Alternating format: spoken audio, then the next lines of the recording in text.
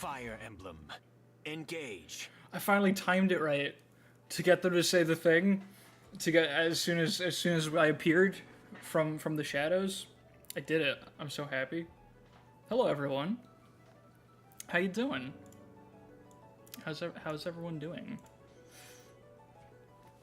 What's up? Some Brit, Macer, Parfait, Lurg, P-View, Aggressively Mediocre.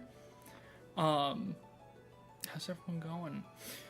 Lurg, to be fair, I'm here because I want the intermission about FE8, but I'm not up to date with the VOD yet, so I risk knowing in advance what will happen in the VOD in between. Don't worry, I promise you, if you look at the screen right now, I can assure you that there's no information you can actually glean from whatever the fuck is happening here. So no worries about that. What's up, Duck? You can play through these difficult maps, or you could use the... We could. I could spam rescues. Is that a trauma dump? Because that... I stopped myself. I just barely didn't autopilot through that one. You almost had me there. Alright. So, let's just jump into it, I think. So in case anyone, I think a few people probably didn't catch the end of the last one, because I think a bunch of people dropped off in the last, like, half hour or so. I remember having a very depressing analytics chart at the end, but that's fair. You're all entitled to that, and I will take it personally. Here's the situation.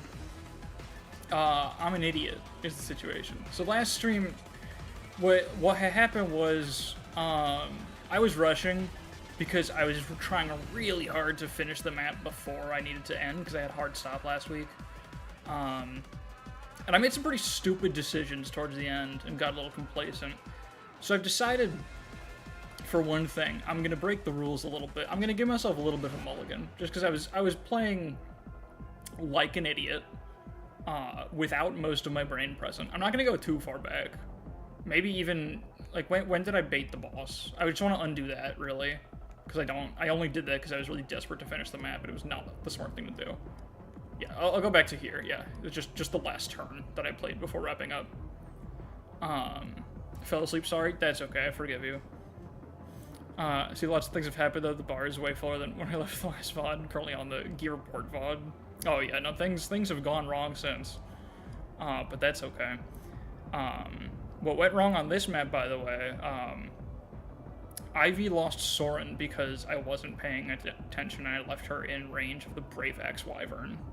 She actually almost lived it, which was the craziest part. Which feels really bad because I think she's not even HP tonicked, so it was like a super, extremely avoidable. But, like, I think even being next to Alear would have saved her, so if I wanted it to happen, it would have been fine. I just didn't realize she was in the range.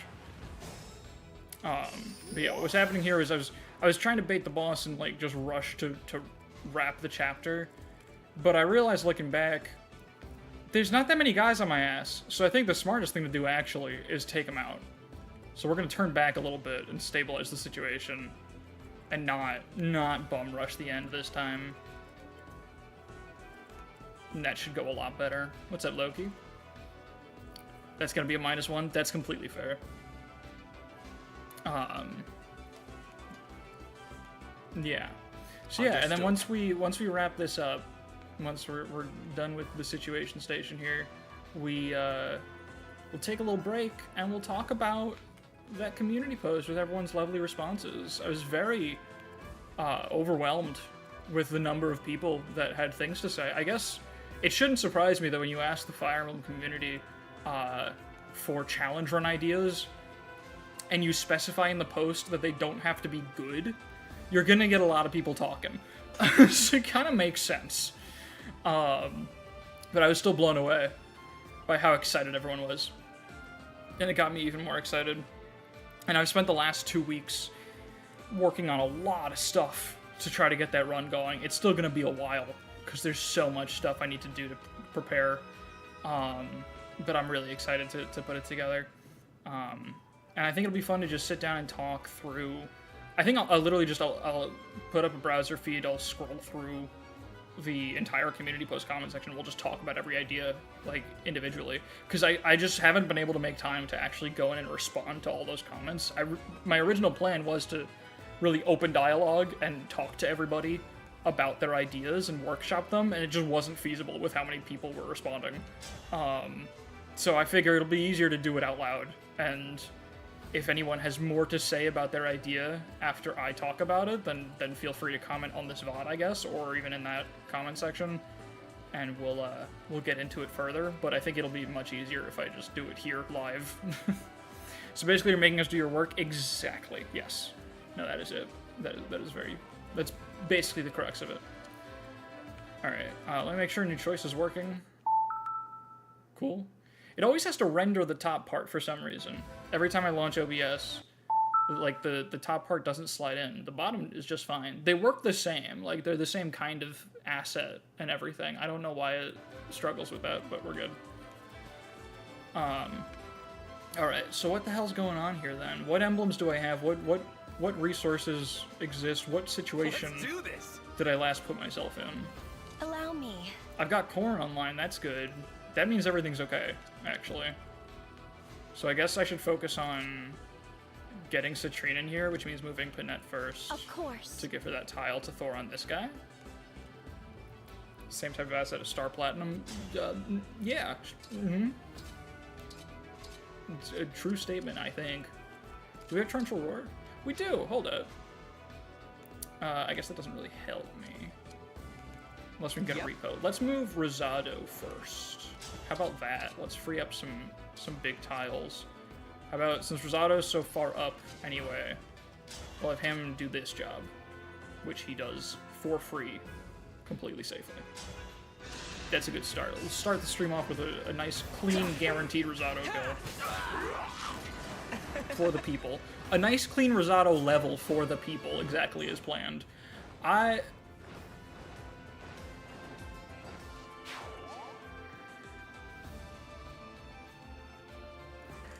gonna be honest, Chad, that wasn't exactly as planned. That kind of went pretty poorly, actually. But that's fine. So now we need, who got the repo? Give me strong foes. You got the repo. Let's do the repo. Like so. And now he can sword power 3, and now we can do this. Probably blast this motherfucker, I think. Freeze the back row, because the one in front's the one we're gonna have the easiest time killing. That makes sense to me. Yeah, he got the fucking, what do you call it? The SOV promotion, when your stats are already too good. Alright, we can bail out of there. I'm honored. This is nothing. That's nothing. Let's see. Do we have... Oh, you know what? Here's a goated rally spectrum, actually. On all the fellas. I probably should have actually checked if it was enough to double. I kind of just assumed Bouchon would be cracked out of his mind. Unfortunately, he is actually still 3 speeds short of being cracked out of his mind, which is a little tragic. Don't worry. That's okay. I can fight. We just need to kill this guy somehow. And this seems like the way to start, because that is 70 hit, no risk of a counter crit. Yeah, we just do that. And she has Canter, so she can back off. Plus, this helps recharge Lynn. I'll go first. So it's kind of nuts. Plus, does that chain attack make a kill? Doesn't matter anymore. It also doesn't. Funny. Okay, but we got Lynn. And who is on cleanup duty? Probably the Boosh. Also risk-free. We'll do it. No new choices yet. I just realized I forgot my water. Bouchon, please kill this guy. Bouchon, you fucking idiot!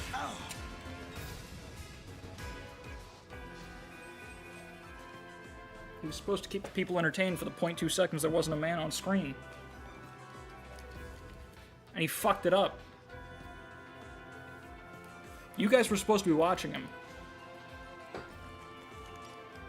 So, I don't know if that one's on me.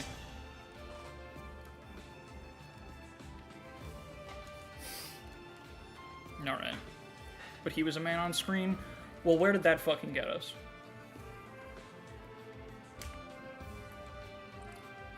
Like, you're right. You should have been right.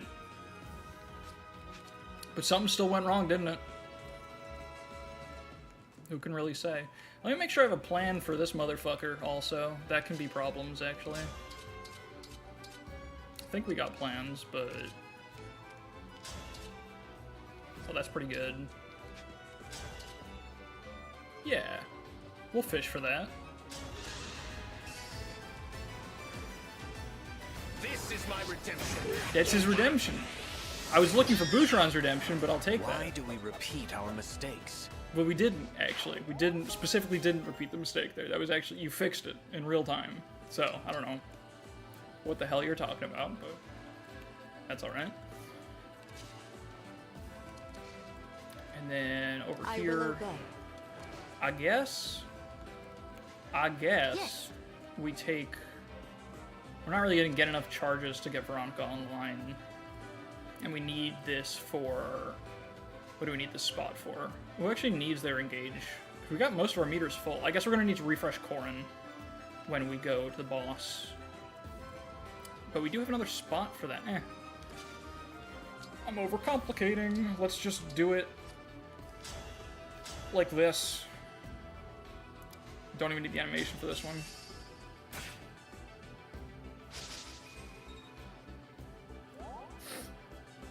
That's fine. No, that's, I don't even care, actually. Because that lets me get the Ivy kill that I was looking for. That we were all looking for, really. The Boucheron kill that we needed. See, this was for the level. And it wasn't just HP that time. Say hi to my cat, please. She's watching very intently. Hold on, let me... Do I have, like... I don't think I have, like, a laser pointer or anything. I could put, like, a bird on screen. Would that help her? Would that be good for her? I don't know what the protocol is here. I don't know how to make it a good string for cats. That's not really the, target audience that we've done focus groups with. So I'm not really prepared for this, I'll be honest. The stage is mine. You just say hi, man. Hey, man.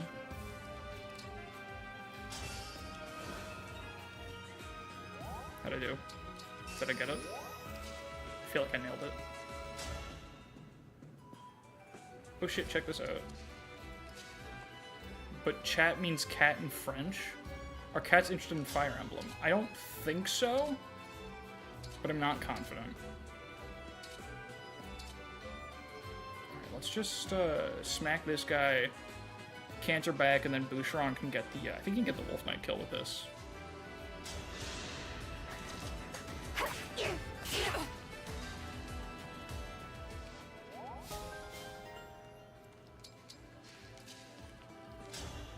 Oh, hell yeah. 0 risk. It's actually 100 hit, no crit on counter. That's actually nuts. He's actually ridiculous, and he's gonna get a full Crom charge for this, too. She immediately started licking herself instead of watching, so I don't think it went down well. So I should have... I don't know. I should have changed something. Well, maybe the problem was I started trying to change. I started thinking too hard. I got nervous. See, as soon as I started thinking how to appeal to cats, you know what happened? I know exactly what happened, is I lost my authenticity. You know, I started playing the gallery, and I lost what made the show special in the first place. So it's to be expected that she lost interest. Of course she would. Who could blame her? It's my fault. I'm washed. I have to accept blame. Oh, come on, buddy. Buddy, you got it in you. Can't get Veil in range for the assist. That's tragic. Alright, fine, we'll just 2-tap this guy, I guess. Well, actually, I should probably do some healing, huh? Because that's, like, gonna become a need that I have at some point. Even if it's not urgent right now. And these guys aren't moving, so I probably shouldn't be freaking out so much about them. I know someone's gonna get frozen, but like, if I start crying about that, it's just over. I gotta remain composed, or I have nothing. What about Dark Inferno? How about that? Is that a kill? No, I mean, it shouldn't be, right? Because it's... Or does Mystical boost the damage? Where's the... Oh shit, it does! That's real. Is this worth it? Probably not, but I mean... I probably won't even get a turn to hit the boss with it, so like, whatever. It's something. Wait, can I do it next to Corrin for fun? Does that hit? Oh shit! Optimal! Oh, that's awesome. I can only do it with the Bolt X. Oh, I don't have Camilla's X. I'm not at level 15. That's actually hilarious. All right, Corrin? Camilla! Say night-night. Chat, say night-night. Forgive me. You've been asked nicely. Alright, that went kind of hard. Thank you. Oh shit, Groundswell? I forgot that exists. Gets a heal 10 for standing on your own flames. That's kind of funny. Never really put that synergy together that if you have Cantor on your Camilla user, you can just like always get 10 HP after using Dark Inferno. It's a little silly, a little funny. Possibly even quirky, but jury's out on that one. What's this staff range that I'm curiously standing in? It's just this freeze guy who hopefully moves. Yeah, he moves, I think. So we should be able to just like push the Kagetsu button. We'll give him another target to hit. But I don't expect him to go for Veil. I guess we'll lower her Avoid as much as possible, because she's like, I don't really care if she gets frozen over one of the other two.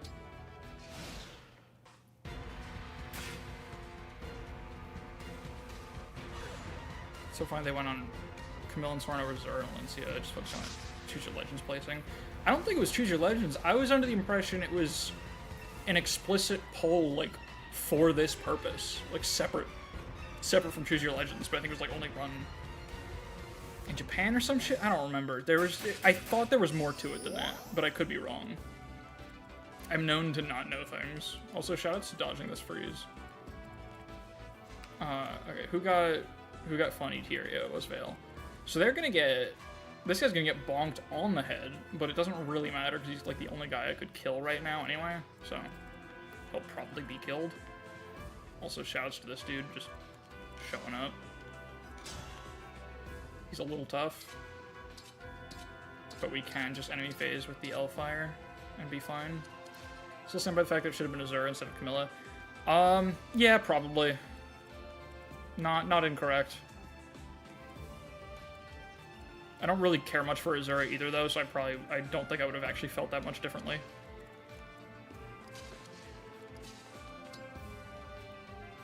People are cowards for not voting Valencia. Yeah, no, Valencia would have been a really good one, I think. Although you could argue it's like, there's already 2 Tellius reps, so it feels a little lame, but I don't know. Also, holy shit, melt this man. Unless... Oh, he doesn't have Cantor, so if I want to go over here and hit this guy, I'd have to, like, rescue him out. But that could be worth doing. Because we also have this option. Holy shit. Because Kagetsu's got the 1, 2, 3, 4, 5... Oh, he doesn't even reach. So never mind. Let's just do the one that uses the unit that doesn't take counter and needs Emblem charge.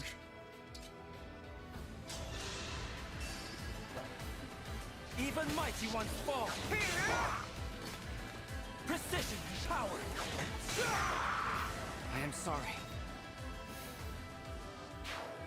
Pretty cool. This feller here, I guess it's just a Silk Lance. Who even gives a shit? As for this guy, what's his range with the free staff? I guess we can like let him get closer. I don't really want to leave anyone over there by him because that's obnoxious for them to try to come back. He will kill Pendreo if we let him initiate on his turn, so that kind of sucks because Pendreo would be a good unit to leave behind to deal with him, but unfortunately he gets 1v1'd and that sucks a little bit. I guess we could just rescue Staff Boucheron or something. Oh, he doesn't even one-round the motherfucker. That's a little crazy. It's a little nuts. I will not lose. I guess I'll just let him hang, let him come closer. And we can jump him. He'll get to use the freeze one more time. I won't have to cry about it. Oh, actually... There's this. I do have to watch out for that. Should have been Ogier instead of Hector. You're right. No, that's completely true, actually. Can't believe he just barely got beat out on that one. It should have been FE6 Hector, actually, now that I think about it.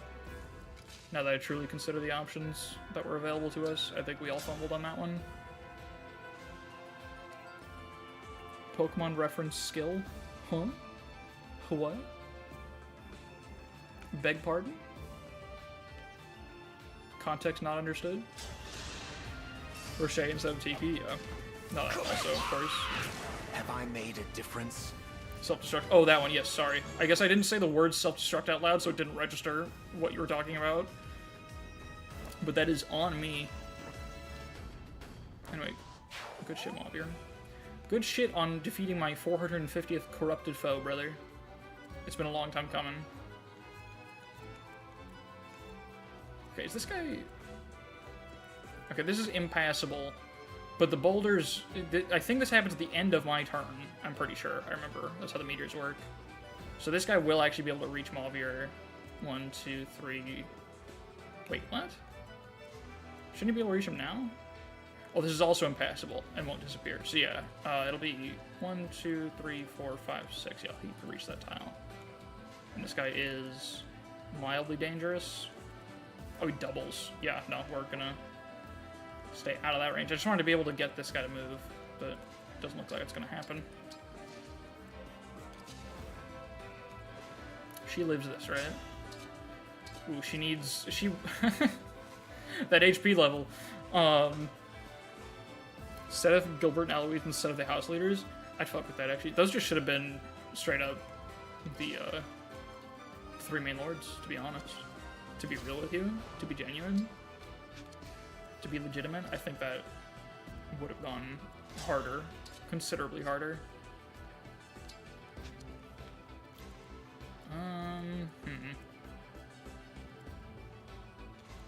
I guess, what's the game here? I think this guy's...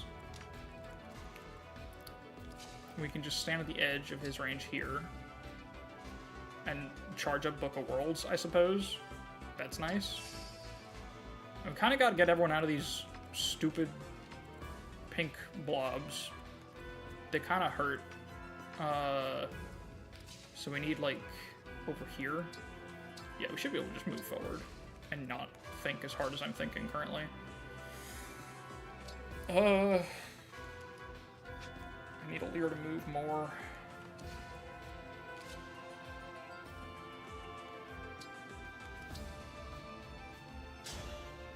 Here, let's do...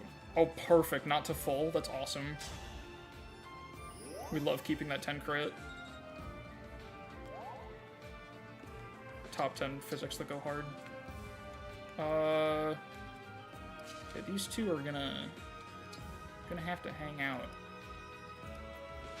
I guess being in this range really doesn't matter. Like, it's not like it's gonna kill him, right?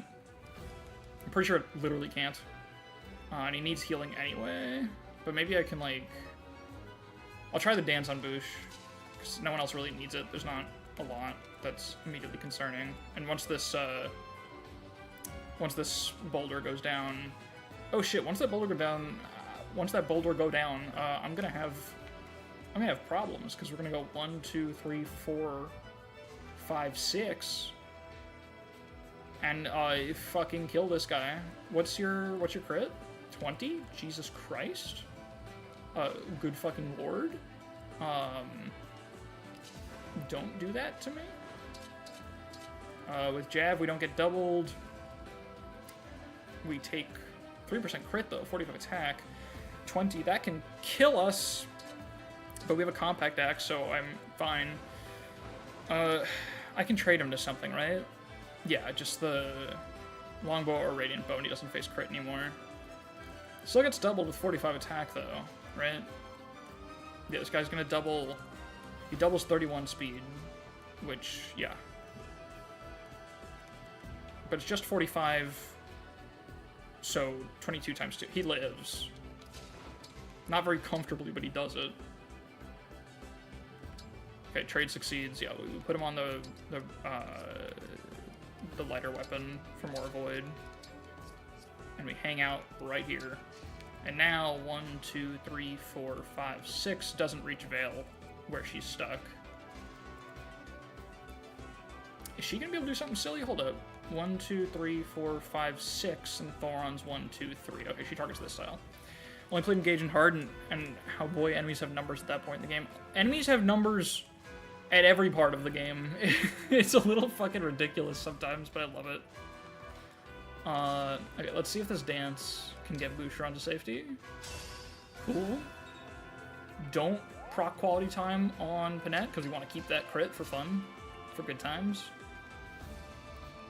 And I guess stand here, sure, with, I just realized he kept his res. I think we did it last time. We fed him talismans, and he just did it. What's the best enemy-facing weapon here? Guess the Tomahawk. Accuracy's a little suspect, though, so poleaxe it is. And then he's taken... Oh shit, wait, hold up. 45 minus 21 is 24, plus 1 from poison. He's still fine. I don't know why I continue to do that math when he's obviously fine. Sure, we'll hit the rally. And we can park right here with a big heal. Like the streamer no review, exactly. Yeah, the community post review is coming after this chapter, which is nearly over.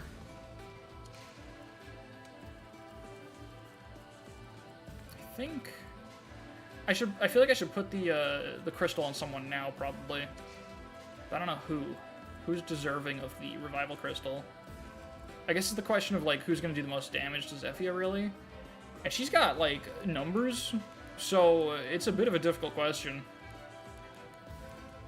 27 speed, who's doubling her? Well, quite a few people, I suppose. I guess the real question, right, is like, who's getting fucked up by this? 64 attack? I mean, no one, really. She can't double with it, right? Just Georgios is a smash weapon, right? Yeah.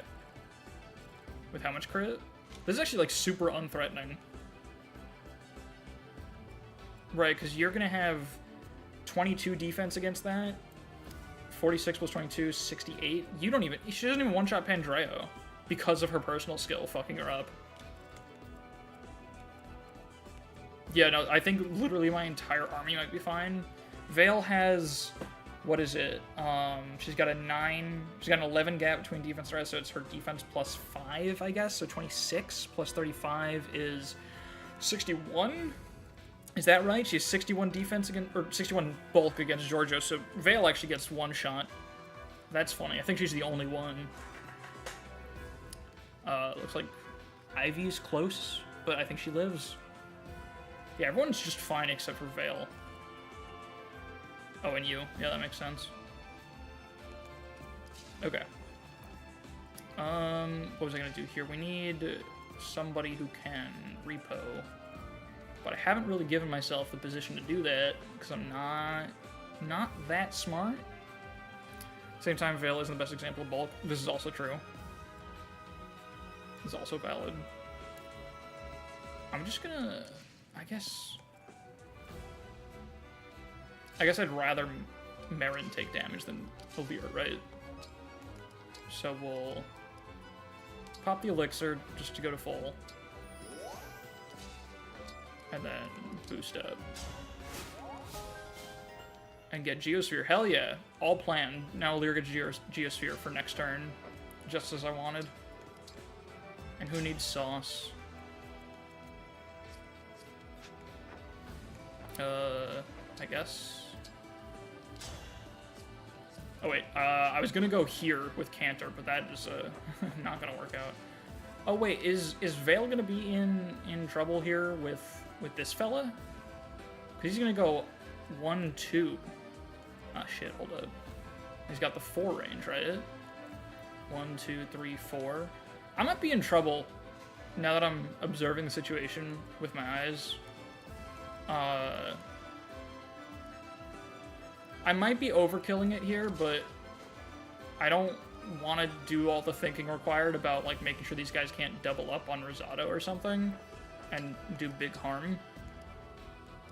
So I think I should freeze staff just to make sure that problems don't occur. It's the end of the game. We got to use these things up, right? It's basically the end. I think it's worth engaging here, because, like, when else am I going to do it on the rest of this map? Might as well hit both of them with it. I think that makes sense. 2 chances to hit the 61, because if I hit at least one of them, we're fine. We just become safe off of that. And then she just goes down 2, and is completely safe. Yeah. Surely she'll break the free staff this time, right? No. What the fuck? How many times have I used this one-use free staff now? I forget what the count was at from last stream. But this free staff has been at one use for 2 streams at least, I know. I know that for a fact. I think it may have been used, I think that may have been the 5th time it was used at 1 use now. Oh, it looks like I did actually, wasn't even paying close attention. I missed this guy, I think, yeah. But that's fine, the dragon being frozen is all I really needed. But this guy can go 1, 2, 3, 4, 5, 6. Attack this tile, and this tile, and this tile, and this tile, and this tile. How about here? 1, 2, 3, 4, 5, 6. You can attack this tile. We'll put Ivy over here. Should be safe. I'm so scared that, like, I missed something and Vale isn't safe for some reason. I guess I also had a signed decoy at my disposal. Here, might as well use it, right? Now there's only one enemy that can move anyway. We might as well make sure I didn't fuck up. And just assign decoy on someone that I know can take it. For sure. Because she's just going to get meteored, and it's going to hurt a little bit. Let's increase her avoid. Just in case I missed something silly, but I don't think I did.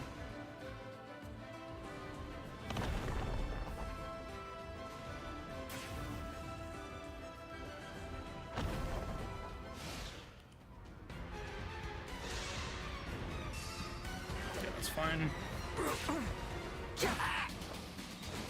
Okay, now this turn should be when we're able to actually get the bosses moving. Oh shit, there's another.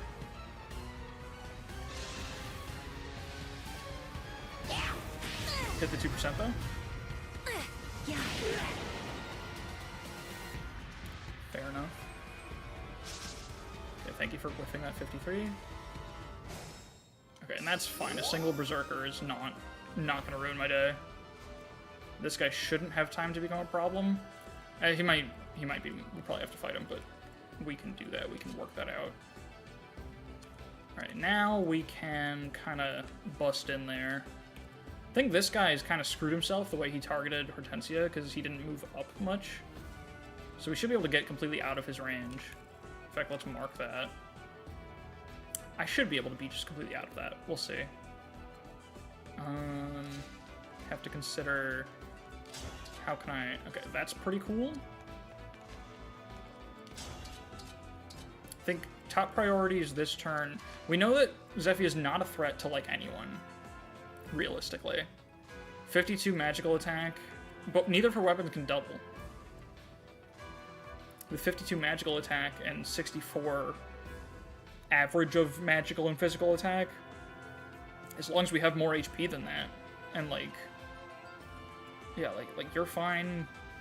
You even have holdout, actually, with the 20% threshold, which is pretty good. Rosado is in... Well, Rosado's frozen, so I guess the place to start is to do this. Does that have risk? Oh, that actually does have a bit of risk. But we would have to miss a lot to not break them. Does Divine Speed only work if you hit? Oh wait, no, that's break defenses, not Divine Speed. So we actually do need to hit for that to work. I suppose it's safer to just set him up with the compact axe.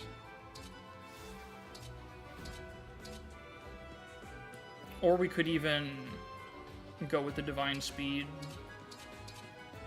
Like, guarantee it, kinda, with... I'd like to get this done in one action. Wait, how's the Brave Axe looking with Marth? That's like a lot of attacks. And only one of them has to hit, really, right?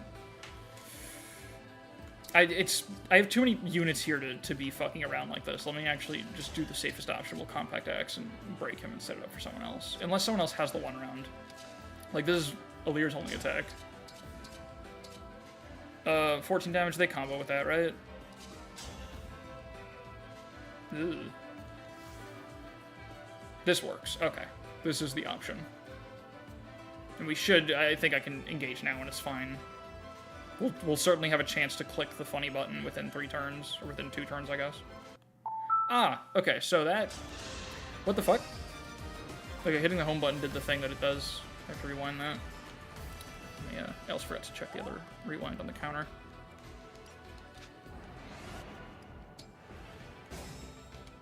So that wasn't supposed to happen.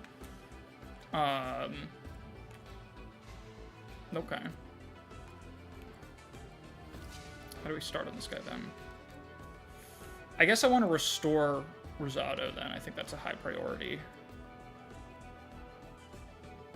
Do I have restore staves on anyone? I might not. I remember that being an issue last time, that I didn't have them spread around enough. I think I only have one, but it's on Alear. And he's fine. He's also happy to hang out, like, in the dragon range, so let's just do that.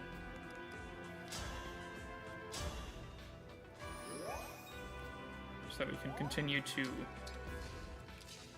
do Rosado action first. I also have Great Sacrifice, but that doesn't heal status unless you're cheated at, right? Yeah. That kind of sucks.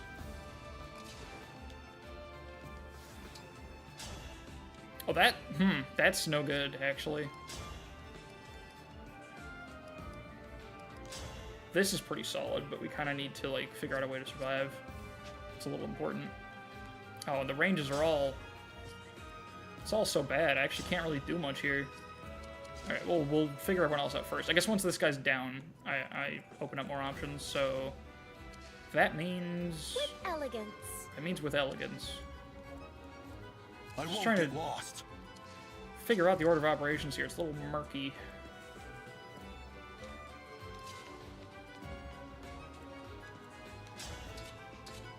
We also have that Revive Crystal as an option. That can certainly help us out quite a bit.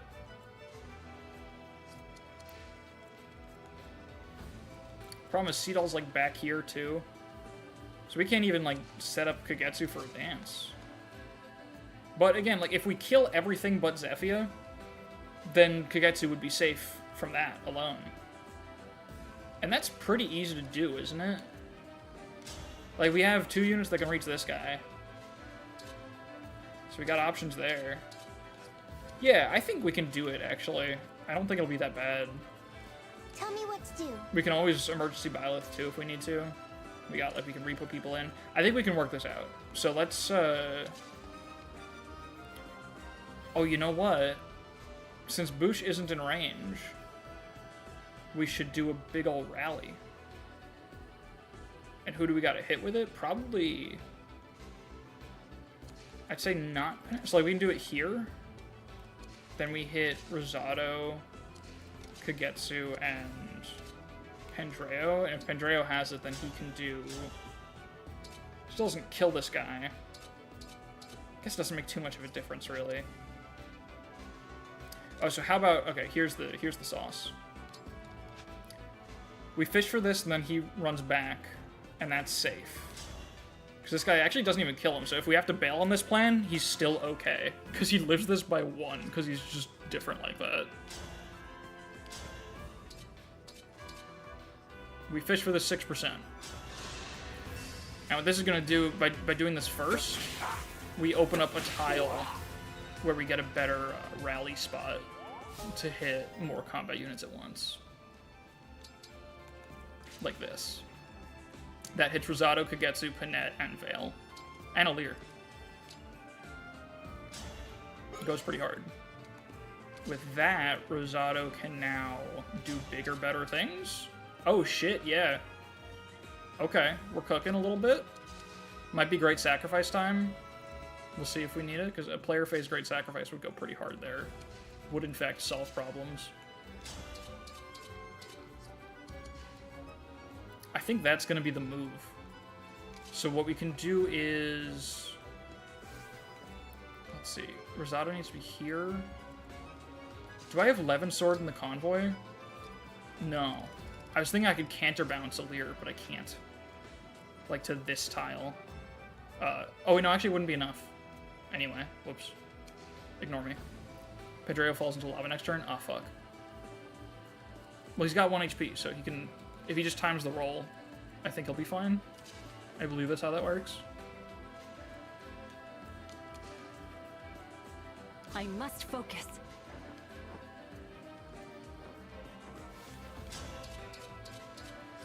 Let's see. We do have Ivy here, too. I'm kind of ignoring her.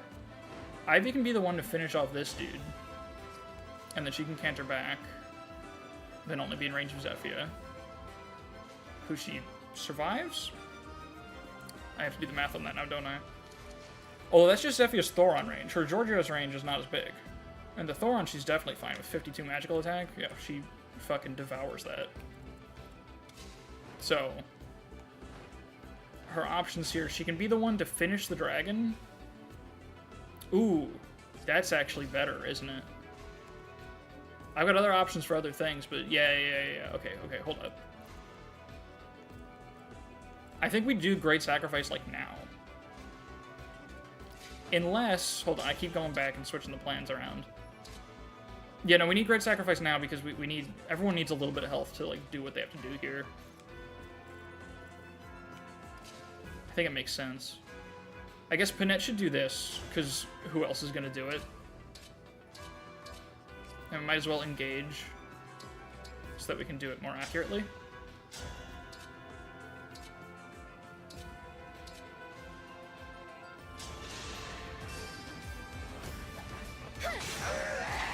I need to get stronger until no one can beat me. Okay. That's good. That's solid. That's nice. That's peak, I believe. And what this does, what this is going to do for us... Still need to solve the Berserker, but I can do that in many ways. I have a lot of people I can dance and send over there to finish it off. It's pretty flexible. And this guy, worst case scenario, after the Great Sacrifice, assuming it works, we can just freeze him with Book of Worlds and then canter away, so he's actually not... He shouldn't be a threat. I don't think. There's also this option. After the Great Sacrifice. No, we still die, right? Oh no, he would have the HP to tank it. That's so funny. It is something we can attempt after the Great Sacrifice, if we really want to see it. If we want it badly enough. I think, yeah, Vale's gonna be... Oh, you know what? Vale can finish off the dragon. After... Yeah, okay. I think I see the line, so I'm gonna start pushing the buttons. And we're gonna see what happens. So let's... Great Sacrifice from the safety of the lava. Okay, well that's pretty good. That's unfortunate. Who needs the healing the most? Rosado and Vale. That's convenient, I guess. Because we could still use just like a group mend. It's just unfortunate that Jean can't get it. But Jean can freeze this guy with Book of Worlds from safety, actually, with Thoron. So that works. So again, even if nobody's around to help him with that, he should be safe as long as he gets an attack off. So in this case, really the priority is just healing Rosado. Which I guess can also be done by, like, Citrine here, who can't really reach to do anything else, before I spend the action of someone who's actually, like, close to the things going on. Yeah, let's do that. Wow. Okay. That's fine. Hortensia it is, please. We got 2 chances of this, actually, because if we can mend target veil, and it still works. It still counts, according to my rules, because this is a combat forecast showing that it's targeting veil. Oh my god. How about... There we go! The scripted rules clarification. The fucking Brock monologue. Incredible. Okay.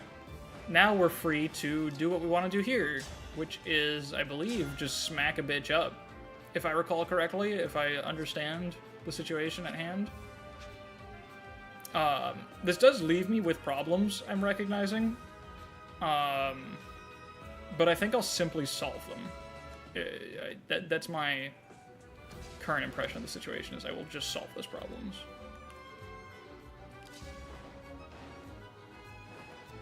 We can also dodge. We got a 50-50 chance to just dodge and not have problems at all in the first place, so that's pretty cool. Right? It's 50-50. Yeah, we can also get a crit, which would be pretty cool. There's no way Alear gets in range now that I killed that guy. Yeah, no, still not there. Unfortunate. Okay, that's fine. That's fine. Because in reality, in the world I'm living in, he just gets the crit anyway, or the dodge, so it really doesn't matter. It really isn't even real.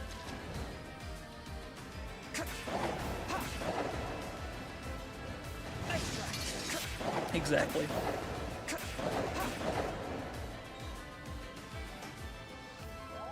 Precisely. For truth. Let's give this guy a little bonk on the head. Maybe 2, maybe 1, we'll see. How big of a bonk? Not a big enough bonk, he'll need 2. Why Rosado at 15 FPS? Was he? In what, like in the animation? Like in the battle animation? I did not notice such a thing. But I believe you. And I think, honestly, if that's what he wants, that's his choice. And who are we to question it? Okay, she can be in Thoron range as well, right? Yeah, 52 magical attack. Cannot follow up. Can't even follow up. It's kind of lame. Alright, yeah, stab this guy.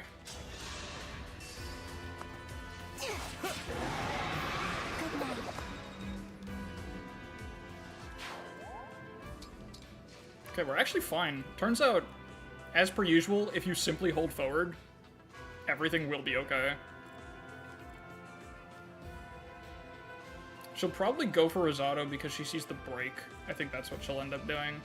Which is fine, because Rosado has 23 bulk against Georgios. 23 protection, I guess you would call it. Plus 57, so yeah, 70. 70 bulk. No, wait, 80. Right? Yeah, 80 bulk against 64 attack. So I think that works. I'm pretty sure. What's the crit? Nothing. Garbage. Not even real. And if we go here, what's the Georgios range again? It is... She can just stand here.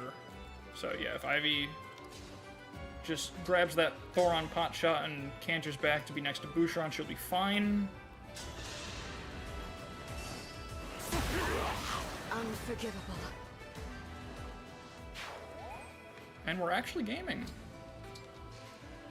We are actually gaming in real life. She has crit on Ivy. If I could trade her to the Tirama Storm, that becomes a not true fact. So I would like to do such a thing. How, I do not know.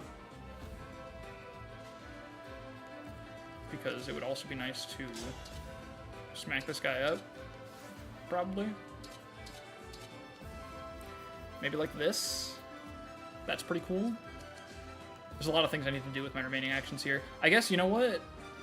Citrine can do this and then get the Corrin spot. So we'll do it from here to refresh her. And then it'll be Jean's kill, I guess. That's fine, I think. I don't love it. because I want to get her closer. But that would mean I have to succeed on the dance to get her to have Corrin back online next turn. I can, like, reposition her over or something if I need to. So I think this is better. We just won't canter. We'll keep this tile. She's also out of freeze range here, which is nice. Oh, shit! And she's got that. And also the Spell Harmony proc is making me realize that I probably could have given her that +1 damage somehow.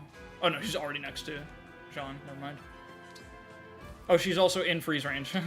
Whatever. That's fine. And I suppose there's no one else that's really in dire need of the refresh, so we might as well grab it for Jean, I think. Because who else is going to use it?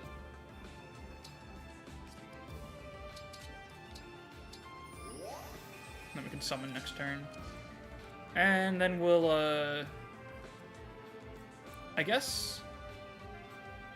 You know what I can do here? I got an idea. I need someone to trade, Ivy off of the Thoron. So we can I can give myself 2 chances if I succeed on the dance with Panette. Because it frees up the tile, and then Panette can try it from the other side. So, like, I'm kind of gaming, kind of optimal, kind of real, kind of epic. And the other cool thing here is I can put down doubles, too, after trying this.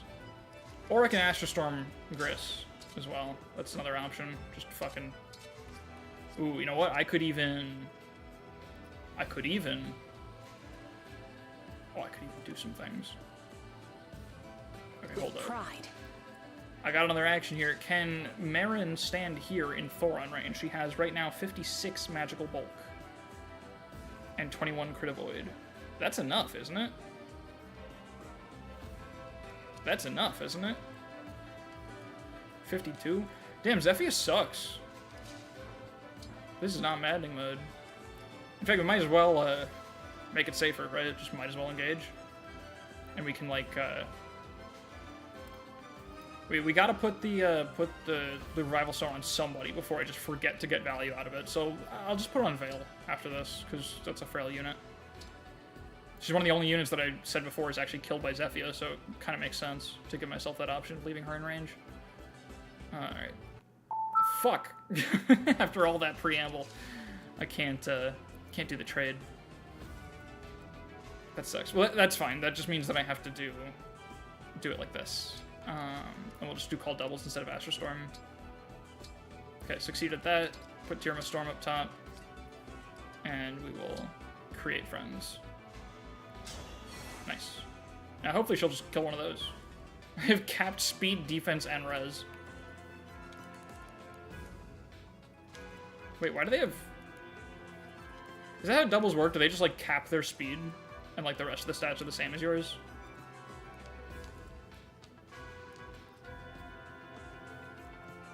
Doubles called real. We also have Lucina. I didn't even think about that option. Alright, I remember the reason that I was hoarding the Revival Stone so much because I really wanted to use Revival Stone Plus. Because it's just such a cool effect. It, like, resets your emblem's turns. I guess we can use it to make Soren be charged next turn, I think. But no, I think it gives you 3 charges, so it's still not enough. I'm just going to put on Veil anyway. Despite everything that I just went through. I am currently a dragon. I am currently a dragon. You're so nice to me.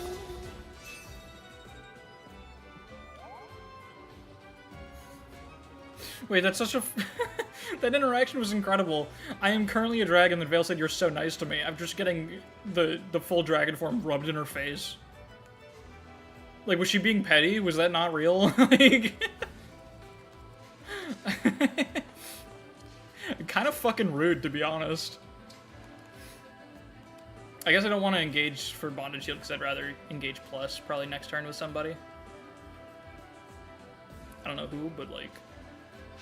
That's the funny thing about Engage Plus, is, like, not only do you need Alear's meter to not be important to you, but you need someone else who you'd rather Engage Plus than use their equipped emblem too. And especially because, like, their stat bonuses change too. It's like unequipping their emblem ring. I've almost lost units to that shit before, because like Alear's bonuses are really, really good. I think it's like HP, defense, speed, or some shit, which is crazy. Like some of the best Emblem bonuses. But if you're like counting on having maybe a certain amount of strength or something, and then you do engage plus, like if you have Ike, and then you engage plus, you lose 5 strength. Like that's kind of crazy. Become colorful. I only used engage plus once because I was so used to other emblems. Yeah, it's like, it's really fucking good. On Maddening, you're gonna be kind of, I wouldn't say forced, but quite strongly encouraged to get value out of it. But it is still quite a strange thing to get used to so late in the game. Because she is in fact just going for it. Is she one-ranging one of the Manicotis so she can just get fucked up? But she's got a really good hit rate though. Oh, but it's a smash weapon, so she has to get fucked up anyway. That's so funny. She just chose to take 15 damage for nothing. That's beautiful. Okay, I really hope Gris moves. Okay, and also, okay, good. Hortensia getting frozen is not great. That's also not ideal, but that's even less ideal. I don't think it'll matter though. But also, fuck those guys, I guess. Things to be grateful for, Citrine is still mobile. Things to be upset about, Citrine has nobody in range.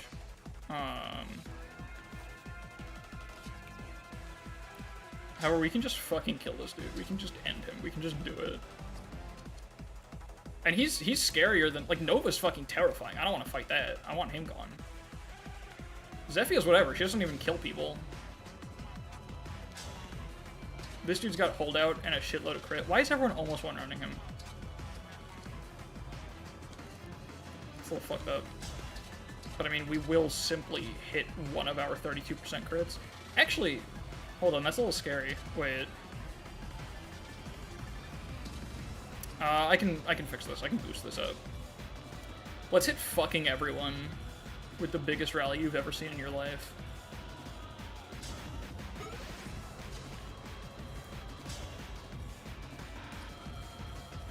Who's getting Nova? Ivy or Citrine? Definitely Citrine. My favoritism cannot be limited. Okay, facing the crit chance here sucks a little bit of ass still. Yeah, he can just die if he misses one of his 33% crits or gets hit by a 4%. But he's got supports, right? Isn't Ivy a dodge type support? I think she is. Like, he's got 27, here he's got 37. Yeah, so if we move Ivy first, we can do that. We can handle that. Does she have... Doesn't have much value to provide here. She puts a good chip on Zephia, actually.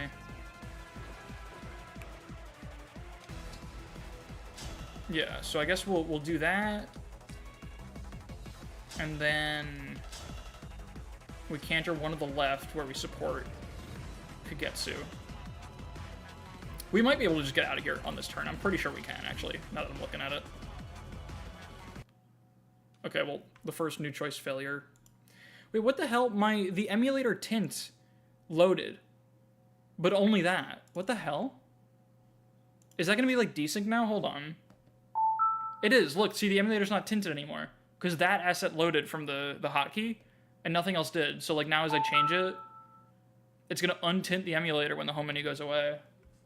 I think it should be. Yeah, I can just manually fix that. But what the fuck? Why is OBS the worst thing that exists? That's insane. Oh, whoops. Let me... I was tapped out of the emulator, so I had to fix that manually. There we go. Alright, well, anyway. Fuck me, I guess. I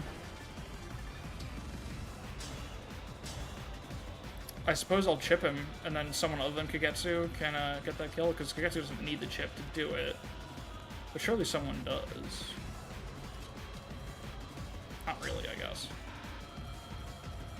Who's even going to get his third health bar? I should actually think about that, huh? Rosado can't do it because this guy's in the way. Also, that sucks. Yeah, we have Panette and Kagetsu each take a health bar. I guess we're going to do a big stupid dance right here. That actually goes hard. Top 10 dances that go hard, I think. I gotta stop saying that. That's a really bad stim. I fucking hate it. It's not funny, and I'm really sorry. I'll do my best. Oh, you know what we got? You know what we got? We got the kid over here. He can create friends out of thin air. Or wait, no. Hold on. Let me be smart. He has contract. I should be using contract. Let's make use of contract, because that's like a good thing that we can do. Like this, perhaps? I guess this is... Oh, this doesn't require the chain text to hit, so... I should just be using contract. Especially, the great thing is, from this tile, if she gets new choice after contracting, she still has 3 enemies that she can achieve value against. Yeah, no, I agree strongly. Aggressive mediocre. It's very hard to... Especially, I mean, it's been especially hard in new choice to make use of it, because it requires passing 2 checks and committing to the first. So it sucks a little bit in this context, but it is fucking incredible. We need to expand contract. We need the blood contract. But in this situation, like, it doesn't matter now that we succeeded on that check. She can do a lot of things. She can even Astral Storm, get value on, like, that other guy over there if she really gets fucked up. But I think our priorities are just take Gris out, and we'll be fine. Yeah. You see almost like just so much kitchen design, it's hard to remember what they actually do. Yeah, absolutely. You kind of have to, like, especially you got, like, Crom and, really, Crom, Camilla, and what's the other one? Hector, kind of, are really kitchen sinky, where you almost have to just, like, choose one of their 8 tools and decide that's the one you're going to be getting value out of, because they don't synergize with themselves. It's kind of strange. It's also cool because, like, their stuff is so strong, but it's hard to find a unit who can substantially benefit from all their stuff at once. So it's almost an awkward balancing factor, the way that they don't synergize. It's interesting. Hector at least is mostly the tank guy who doesn't tank well. Yeah. I feel like the main thing with Hector is just, do you want quick or post, or do you want to be clicking that funny obstruct button? Those are like his 2 things. What was the problem here? Oh, right, so Ivy got new choice on attacking Zephyr, right? I believe that's what happened. And then I was gonna attack this guy. Yeah, I was gonna attack Gris, but then there was no real reason to. So I might as well ship this guy, literally just because it's something to do that acquires value. And then we just move over and give Kagetsu support when he attacks Gris.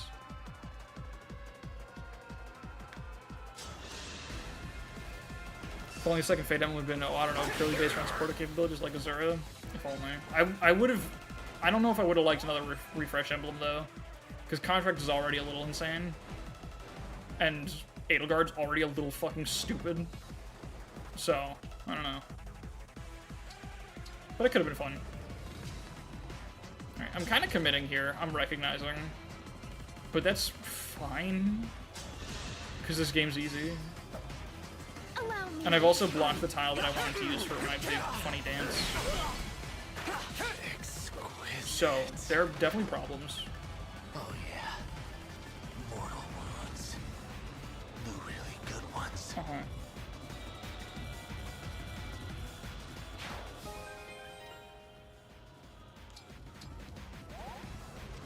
Cool. The Anakin ring into this game just for the you can do it. The power is in you, but dude, you fucking got it. Okay. Do we have Brave X? We have a little bit of Brave X. Does true damage give you +3 on divine? Like from Alear's skill, will I get +3 on the divine speed?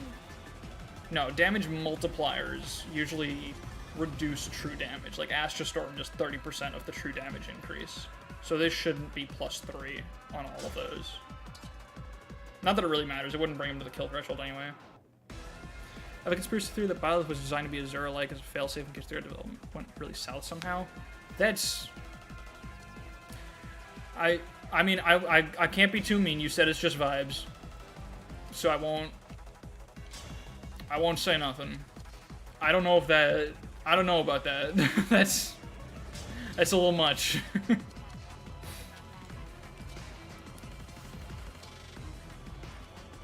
Corrupted Azura transports you to the Awakening teleportation tunnel. As an ad for the other game on Switch? That's such a cynical way to say it. This is a celebration of the series, man. It's that everyone was gonna be in it. That's the whole thing. Like, what do you mean? Calling it an ad is so, like, just... Who hurt you?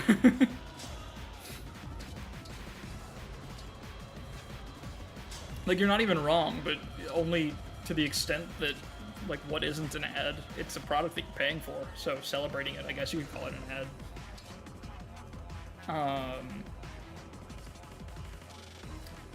Alright, we should still definitely put dancing somewhere on the menu. They put Martha in the game to advertise after the Everyone Switch port. It doesn't have to discuss you. No, I know. I wasn't saying... I didn't mean to put it so dramatically, I guess. I know you didn't quite mean it that way, but I just, like... I think my only response to that is, like, sure, I guess. Like, not incorrect, but also not... I don't know if it's meaningfully correct either. It's not something I actually believe, it's just a part of me trying to justify by only having, like, 2 skills. Fair. I think the justification for only 2 skills is just that Goddess Dance is fucking insane. So they're like, yeah, let's just keep this a little... Let's tune the rest down a little bit. Alright, what am I actually trying to achieve here? That's a good question to be asking myself.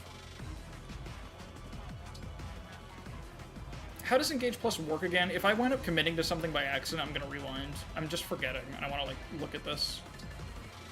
So, my rule for new choice is that this... I forget actually what I even wrote in my own goddamn rules. What did I say in the rules about, about Engage Plus? Let me check.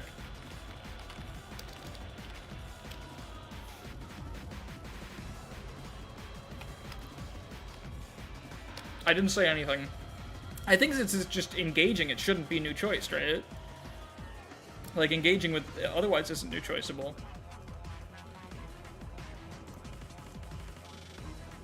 Mentorship isn't as bad as that one guy's video makes it out to be. Oh, the Raisins one? Yeah, I think it's... Raisins puts it in the context of, like, optimal play. Like, it's too skewed towards the idea of optimal play. But, I mean, his point was correct, that there was a small set of people who were making the claim that mentorship pays for itself in terms of SP. And that is not really the right way to look at it. But I think his overall conclusion that it's just not good and doesn't really do anything for you is incorrect, because XP distribution is hard in this game. It's actually, like, a significant part of the challenge to actually keep your units on the level curve. It's not easy to do, because the XP cut is so harsh and maddening. So just having a skill that makes it that when your units are behind, they won't be as behind is actually quite valuable, in my opinion. Okay, what am I trying to do? Right, I wanted to check, so if I engage plus, I think Alear still gets to move around, right? Yes, okay. It's not even that good, though. Because we would need it to be Bond Blast. I think Bond Blast is fucking broken, but the regular Dragon Blast kind of sucks. The fact that you can invest something in one unit that gives other units resources is cool. Oh yeah, that too, like, it's also the adjacency part is valuable. Like, I like to slot mentorship onto Alear sometimes, just because, like, you're already always trying to make people do combat well next to Alear. So, like, you're gonna see that value pretty quickly, I think. Also, obsessed with gotten Veronica instead of a character people actually care about, like Home or Seliph. Yes and no. I don't like heroes. I don't want to give the impression I'm even going to try to defend heroes as, like, a meaningful thing, but it doesn't feel unfair to me to represent it in a game celebrating the series. Like, it is still significant. It makes sense to put her there. It should have just been fucking Alphonse, though, but, you know, whatever. It is kind of weird to pick her. As far as I'm aware, she's not even like relevant to the story anymore, but I also don't know what's going on with that story anyway, so I don't really care. I'm gonna attack because I'm not really thinking too good. Let's just like, who's got crit chance? Let's see, what can we fish for? Or you know what? No. Let me, order of operations. Sorry, I'm doing the thing where I simplify and then I'm actually not simplifying. I'm gonna do this first because I want her to be the one that I dance. And that should be what happens first if it works. Like, we need to make sure that the dance succeeds in the way that I expect it to. And so that means it's what I should be doing first, so... Let's get it on. Let's get going with that. Hell yeah. Would've been cool if all the DLC emblems were from spin-offs. Like Shez Veronica, prototypes that Persona-like game was. Oh, Shin Megami Tensei one. The fucking FE Sharp, whatever the hell. I don't know. Sure. And then, like, you know, the Warriors OCs that everyone hates and no one even remembers the names of. A Hero's not because of Pro Gacha game, but because of the gameplay of Bastardization of FE gameplay. I don't know. I think that also feels harsh to me. It's not even, like, necessarily super incorrect, but... Bastardization feels too harsh to me. I think it's a rather effective trimming down of Fire Emblem gameplay into a more digestible format. I think it actually succeeded at that, to be honest. Until the, you know, the keyword problem got really, really out of hand, which only took, like, a couple years. Nice. Allow me. Not done yet. That dual system nice, too. Emblem Mark is what we really needed? True. Shut your damn mouth, Shez is my favorite. No, Shez is fucking awesome. No, Shez is a fantastic character. I would have been really, really happy to have Emblem Shez, genuinely. Like, I love Shez as a character. They're a wonderful addition to the series. Okay, what's going on now? Who can clean this up real good? This with Alear adjacency, but we're not really going to get that because Alear needs to move first.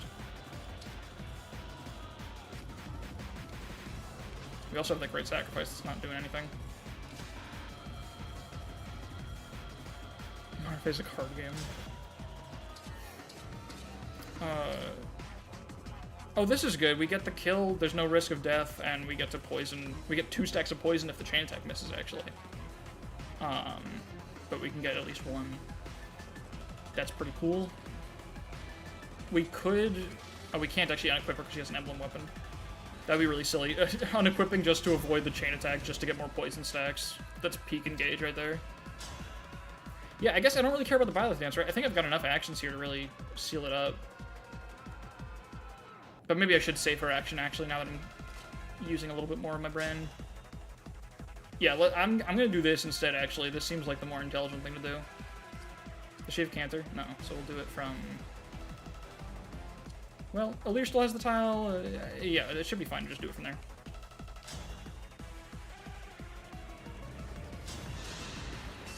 Simply heroes or warriors or sharp. Me too. Impudent. We'll be together forever. What Shez's like thing? I haven't played through hopes. Shez's thing is being a fucking idiot, and it's great. Like, Shez is literally just a generic merc, and they act like it, and it's awesome. And they're really cool and epic. Oh shit, look at this. Look at the numbers on my screen, on your screen, on your own TV. You can see these numbers if you subscribe. Bear witness to the numbers. I'll go first. You're ornery. I've had enough. The number got bigger. Exact kill. An exact kill to avoid the counter. Holy shit. Oh, that was wonderful. I'll hit him, and then I'll hit him again. Alright. Well, now you know what we gotta fucking do, right? We gotta see the numbers again. We require more numbers. So, like, it's not optimal. But, like...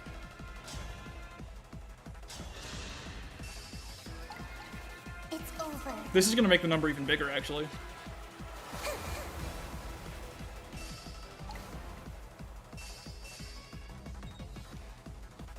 Oh shit, you know, I just remembered something mildly important, I think. Wasn't Citrine, like, almost level capped, but not quite? That's, like, gonna suck if we, Ooh. Oh, wait, no, she's in arena range. Okay, cool. One more chip would have been really nice, but okay, that's fine. She can get arena'd, and then she can get looped. I think someone else might have been close. No, it doesn't look like it. Oh, shit, Jean. Jean's close to the loop. How close? Oh, are you fucking kidding me? They can't share it. If I just paid attention to that, because if one of them got 5 more XP, we could have used the arena to get both of them to level 20 after this, but now we can only get one of them. That's so unfortunate.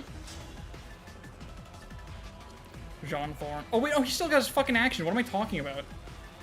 He can still do things. He can still move. Thank you. Yeah, no, yeah. I don't know what was going on there. Thank you. Oh, Lord. What do we got? He can use the Jesus fuck. No, it's not even the hello. It's HL. What in the fuck? What language? What is this? I'm far too stupid for this.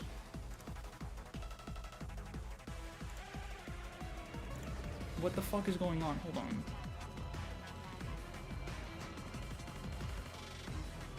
The staff. It's a Viking?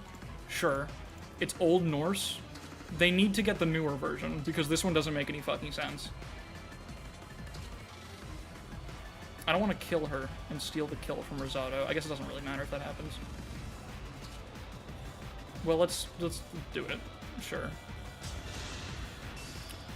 Hili tho Skjalf? Me too. Skjalf? It's got a rainbow on it. That's kind of cool. Book. We're book moding.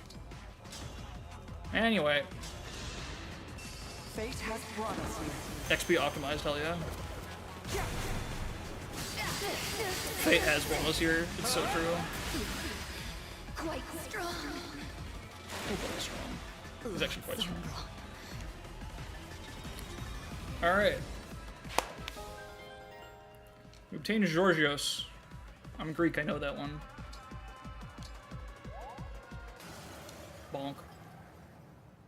We did it. We broke the Fell Dragon Shard. 18 turns, goddamn. I wonder if that's our longest turn count so far in the game. It might be.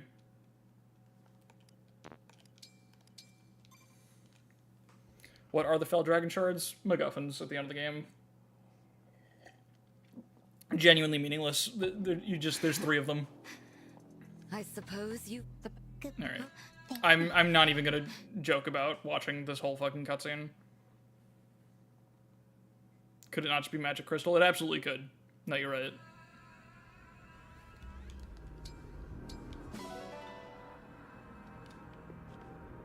Hi, Vale. Yes. Right? Yes. Yes. Yes. Goddamn. Alright. Maybe it's like Dragonstone related? I guess. It's related to Zephy being like the last mage dragon or whatever. Oh yeah, here it is. You know what, here. I guess I'll just... I guess this is where we can move off into talking about the other thing. Hell of a time to switch sides. Yeah, let me, My word. I thought they had killed you. Here, What? let's mute this. Have we even seen Mage Dragon since Arcanea? Nope. I don't think so. Why are they laying in different ways? Well, we killed them in different ways, so, you know. Alright. Do I have my browser capture set up correctly? No, that is not on the right thing. Let's see. I'll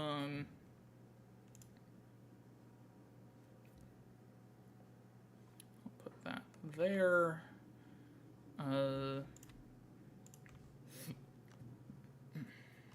Excuse me. Alright, let's just go to the... I think I'm just going to scroll through the comments of the post. We'll just do it like that. That's the easiest way, I believe.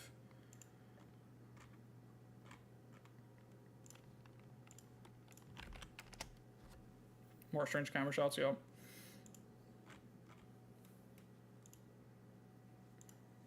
Alright, how do I want to crop this?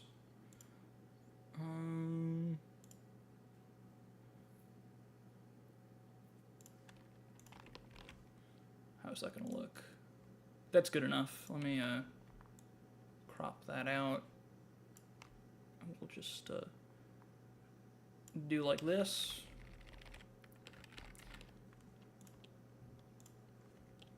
Hold on, I'm gonna obsess very briefly over getting this perfect.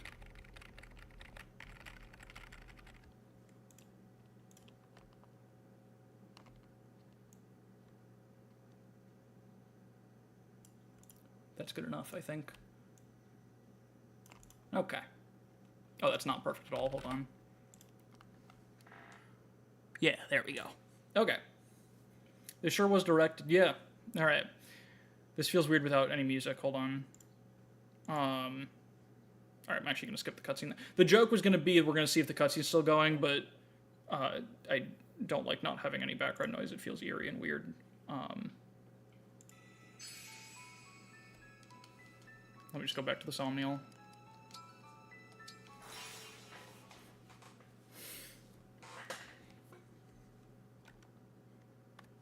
Just play the Four Wolves battle music the entire time. Can we get Whole Hills? You know what? Fuck it.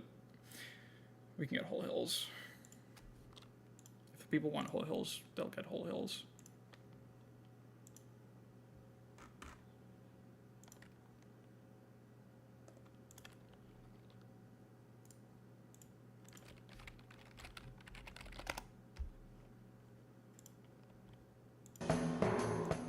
Let me know if that's too loud. Wait, let me need the extended. Whole hill is... God damn it. Alright. Whole hill modifier that replaces all mountains and peaks with holes. Alright. So let's... let me pause the game. Cool. Alright. So let's chat. So...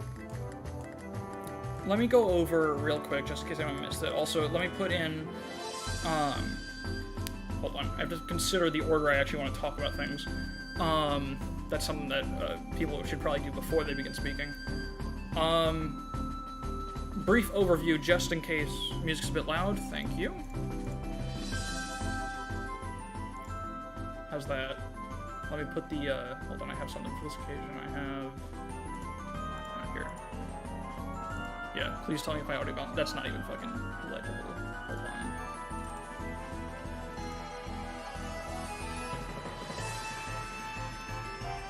There we go. I'll just leave that up. So if anyone has any more opinions on it, they can feel free to tell me. Alright, so the context, just in case, I think most people here probably should be aware, but I made this community post 10 days ago. I still feel the music's a little loud. Let me lower it again a notch. So, my next stream series, you can see most of the context on screen, but I'm not going to make you read the whole thing, is an FE8 challenge run, where the premise is that the challenge changes every map, and we roll 3 different rules from a very big wheel, a very big, fucked up, stupid wheel. And the idea is that it's not going to be perfect. It's not... I can't possibly make enough good challenge runs. But I've seen people do this kind of thing before, and, like...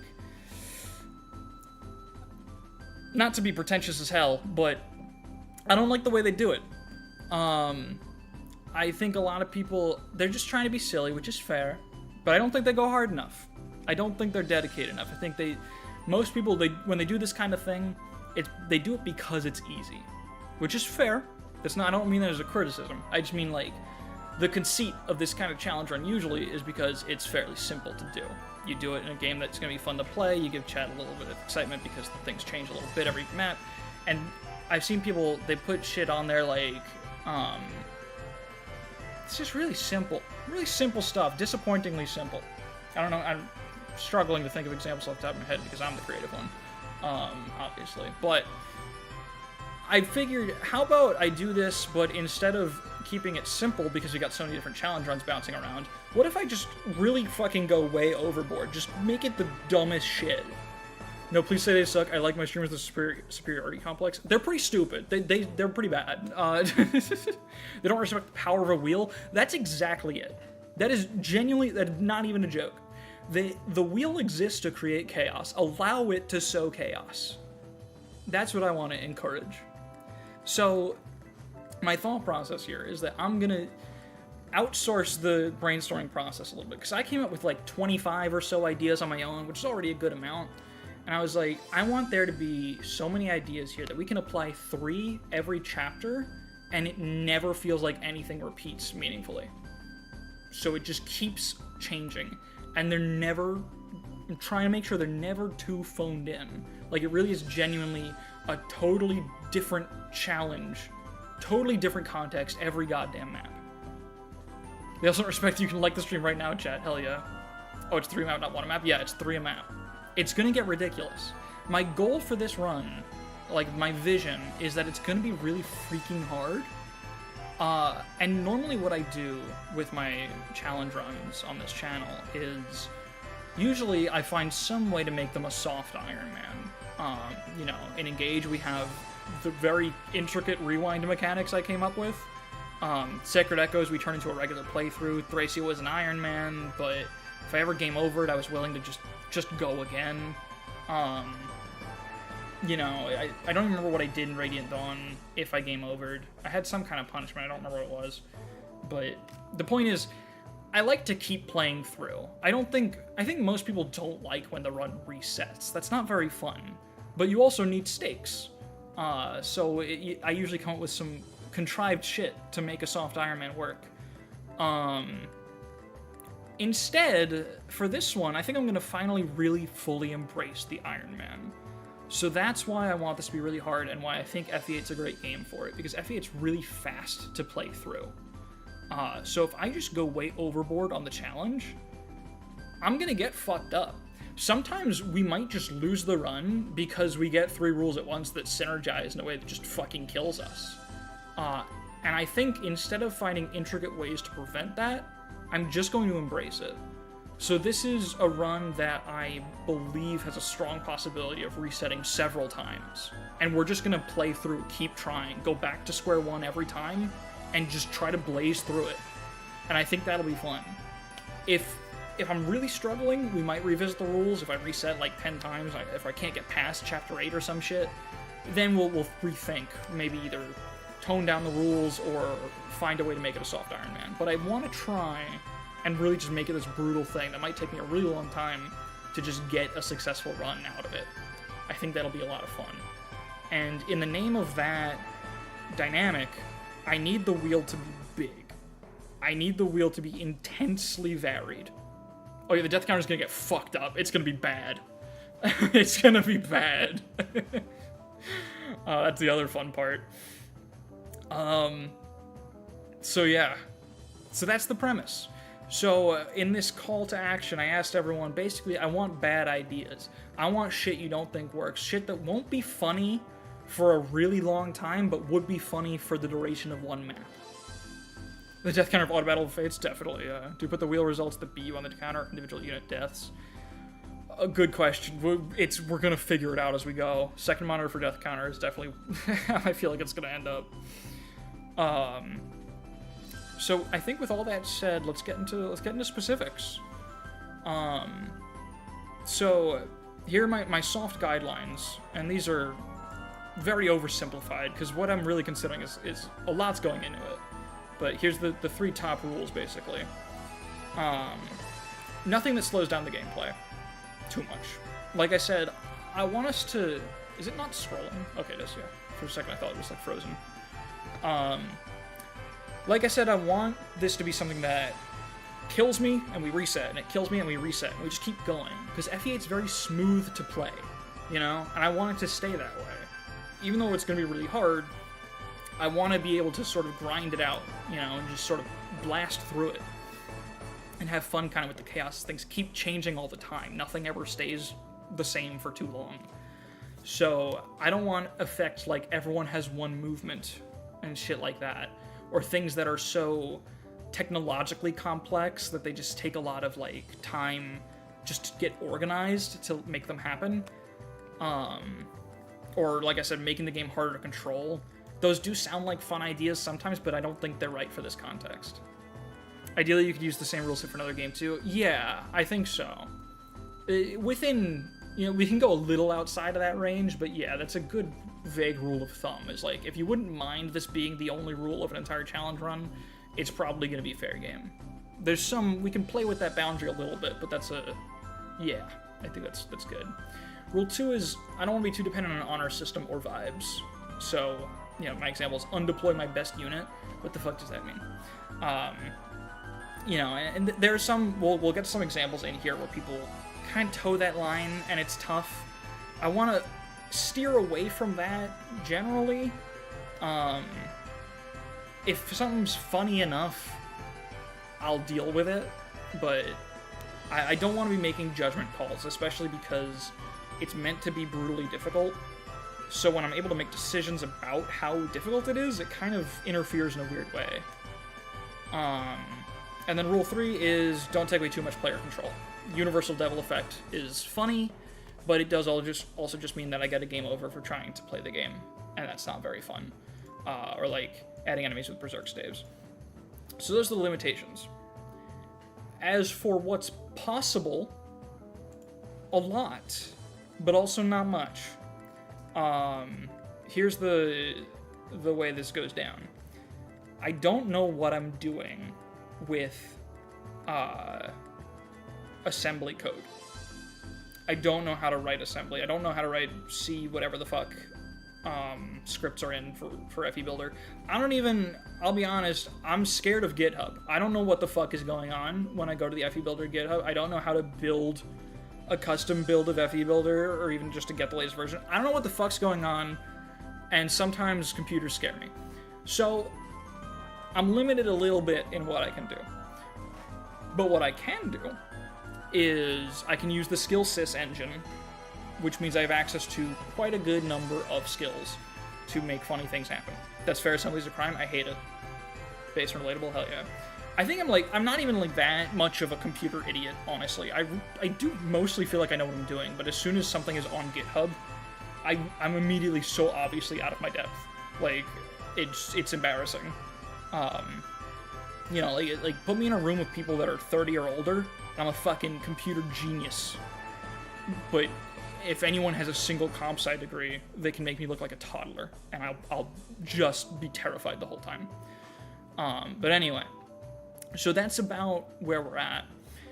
I can do a lot of things in FE Builder very quickly, and you can get creative with that with your ideas.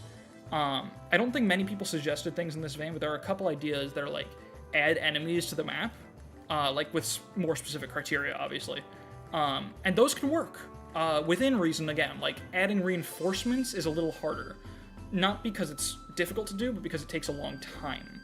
Because you have to add events and, you know, like make sure they work correctly. There's a lot of room to fuck things up when you do eventing. So I'd rather not do that. But just like adding an enemy or two, or specific kinds of enemies, or changing enemy details in like the starting formation, that's really easy to do, and it's easy to do quickly. Because the thing is, we're going to be spinning the wheel, and then I want gameplay to happen within preferably like 15 minutes at the most. So if it's something like, I think one of the ideas down here is add the boss of the previous map to the next one as close to the center as possible. I really like that idea. That's definitely going on the wheel. That's super easy to do. The boss data is easy to find, copy paste into a different unit group. We can discuss for about 2 minutes where on the map is a fair place to put them, and then we can just do that. It has to be done in real time. I can't prepare a patch for it or anything like that, but it's easy to do in real time. So that kind of thing is fair game. Anything that has to do with the skill system, anything like that, all works. Anything that's just a self-imposed rule that, like any other kind of challenge run, obviously fair game. Even further, there are more things I am capable of doing with FE Builder that you might not expect, because I've created some very interesting tools. I can change my unit stats instantaneously by writing to the RAM at any time. I've already built a spreadsheet tool that allows me to do that. And I can do it at any time, like genuinely in the middle of a turn, whatever. So any crazy ideas you have about that, go for it. I can do it. There are still some limitations, like it has to be something I can undo realistically. Otherwise, it's not a rule, and it's more just a punishment that just fucks up my units forever. So I want to steer more towards rules that affect one map, and further away from just punishments that just damage my units. I don't really want to go in that direction, but there are some things that are going on the wheel that are in that vein. It's not the end of the world. They still work. Class changes are possible, but not mid-map. They're fairly easy to do. I am working on a tool that will also allow me to do those fairly easily. I wonder how the AI deals with warp stays, because adding a few units, but yeah, no, the AI can't use it. It doesn't know what they are, unfortunately. Yeah. Okay, so I think that's all my preamble. I also want to say real quick, for any VOD viewers, I should have said this earlier, but I'll put this right now in chat. Here's the link to the community post. If you have any ideas, please don't put them in the comments on this VOD. Please put them in the post, because it's a lot easier on me if I have them all in one place.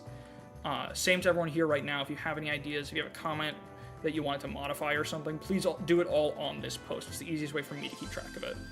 I'm also making a concentrated effort to keep track of who gives me what idea, so I can keep you credited. Because I want to do that. You're all contributing creatively to this project, so it's important to me that you all get your fair credit. So if any of your ideas go on the wheel, they will have your name next to them as well. So that's just important to me that I handle that correctly. I think all that said, let's just start talking about what's here. I'll start with my own ideas, because I'm like that. We'll go newest first, like this. So here's what I started with. This was like the template that I gave people to give brainstorming, to just get it off the ground and make sure people didn't just repeat my ideas that I already had on the wheel. We got new choice. Y'all are here, you know what that is. Just institute new choice for a map.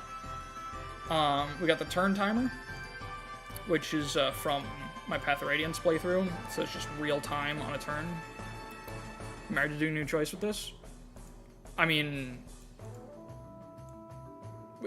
yeah, for a map, if it gets spun. By global rules, I don't mean like they're on all the time. I just mean like it's a category of things. Yeah, these are all wheel options.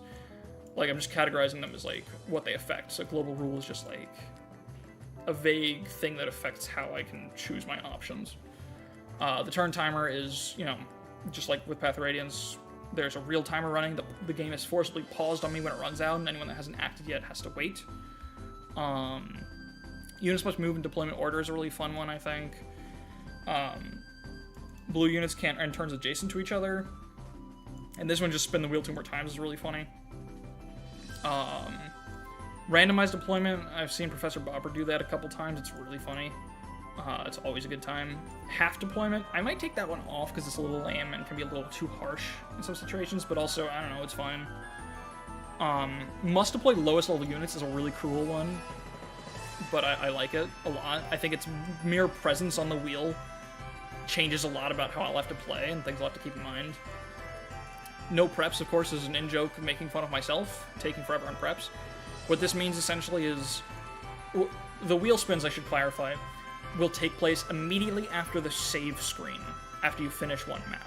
So all of these rules can affect preparations. They can affect where I can shop on the overworld, they can affect how I can trade units between items, where I can put units in the formation, everything is fair game, because the spin timing is immediately after the save screen. Lowest level counting internal level, I suppose, so not seeing it level. Yeah, no, it's going to count promoted units as 20/1 no matter when they promoted. That's the way I'm handling that. Can you general ones, or would you rather us be specific? Either one's fine. We can workshop it. Honestly, like, I think we'll get into it later. A lot of these ideas are, like, not really complete, which is fine, because I really just want people to throw their creativity out into the world, and it's my job as the person putting this all together to retool it into something that I can use. If you have an idea in your head, I don't care if it's too general, too specific, too hard to implement, whatever, just let me know, and I'll make a version of it that works, if I think I can. Is the wheel setting to Eric and Ephraim? Probably, yeah. I haven't explicitly written that in the rules, but with so much funny random shit going on, I feel like you kind of have to randomize that. It's too funny not to. Units can only hold one item. Obviously, if you pick up an item, we're gonna have to like work that out. A lot of these rules, it's tough because you guys have seen my rule documents. I go pretty hard on covering every nuance, and it's not really feasible to do it here. So we're gonna have to sort of fly by the seat of our vibes here, and just do what makes the most sense, and I'm fine with that. It's messy enough that I just have to be fine with that. So, what does this mean if a unit picks up an item from an enemy drop during the map? I don't know. Does it mean they can use it? I guess. I think in my head it's like that unit now has 2 inventory slots. So it's like you still can't take an extra thing out of supply, but now that unit can like, say they have an iron sword and then they get dropped a vulnerary. Now they can hold an iron sword and a steel sword, like, however you trade around. I don't know. It's vibes. We'll figure it out. It's not that important. As long as we just establish it out loud before the map starts, it's gonna be fine. I like these 2 a lot for also fucking with preps. Convoy must have 0 items to start the map, or you must have less than 300 gold. So either I have to put everything into inventories or sell it, or I have to buy everything. And these 2 showing up here, as well as the no preps one, brings up another addendum that I have to mention. Sorry, I know there's a million clarifications it's hard to keep track of, but in the same vein as, like, we'll have to just let the nuances be captured by vibes and just can't write everything down, that's fine. There will be times when we roll things on the wheel that just simply don't make sense together. And there's going to be too many things on the wheel for me to possibly account for all of that in how the rules are written. If that happens, I don't know, man. What we'll probably do is just respin in those cases. And that's fine. I won't lose sleep over that. It's a little unfortunate, but, like, if it's something like no preparations menus and convoy must have 0 items, it's like, well, what the fuck am I supposed to do? I'm not allowed to use the convoy. So how am I supposed to make sure it's empty? Sounds like one of them gets converted into a roll 2 more times to me. I'm tempted to say yes because that's funny, but I think it's a little too murky. Because there's some ways that rules can interact where it's kind of, you could argue that it's possible to do it, or you could, I think it's too vibes based to do that, I think it's just gonna have to be like a, oops, this doesn't work, respin. And I'll even do that if a rule feels like it is a dud. That's another thing. Like, if say we get a rule, some people suggested things that have to do with, like, movement costs. Switching around the class terrain costs. If we roll that one on a map like Ephraim's Chapter 14, the Vigard Castle map, that literally has no terrain on it. If in a case like that, I would also respin. Because it's just a vibes thing, I'm just gonna say, oh, whoops, this rule doesn't get to really feel like it matters, so I'll respin. Maybe in cases like that, we'll even put it up to a chat vote. I'll spin the wheel again, and for the other rules, and while we do that, chat can vote on whether or not it makes sense to reroll the rule. It'll all just be vibe-based, and that's fine. Every unit just takes the combo items in order, and everything gets dropped with minimal preps. So here's the thing, like, you're right, that works in that case. Problem is, I can't in advance solve every conflict. But another thing we could do, if something like that happens, say we spin those 2 rules, then you could suggest that in chat. We can brainstorm together and say, okay, do we have to respin, or can we come up with a modification that makes this work? We'll just wing it, and that's okay. No freebies off wheel? Wait, what do you mean? No freebies.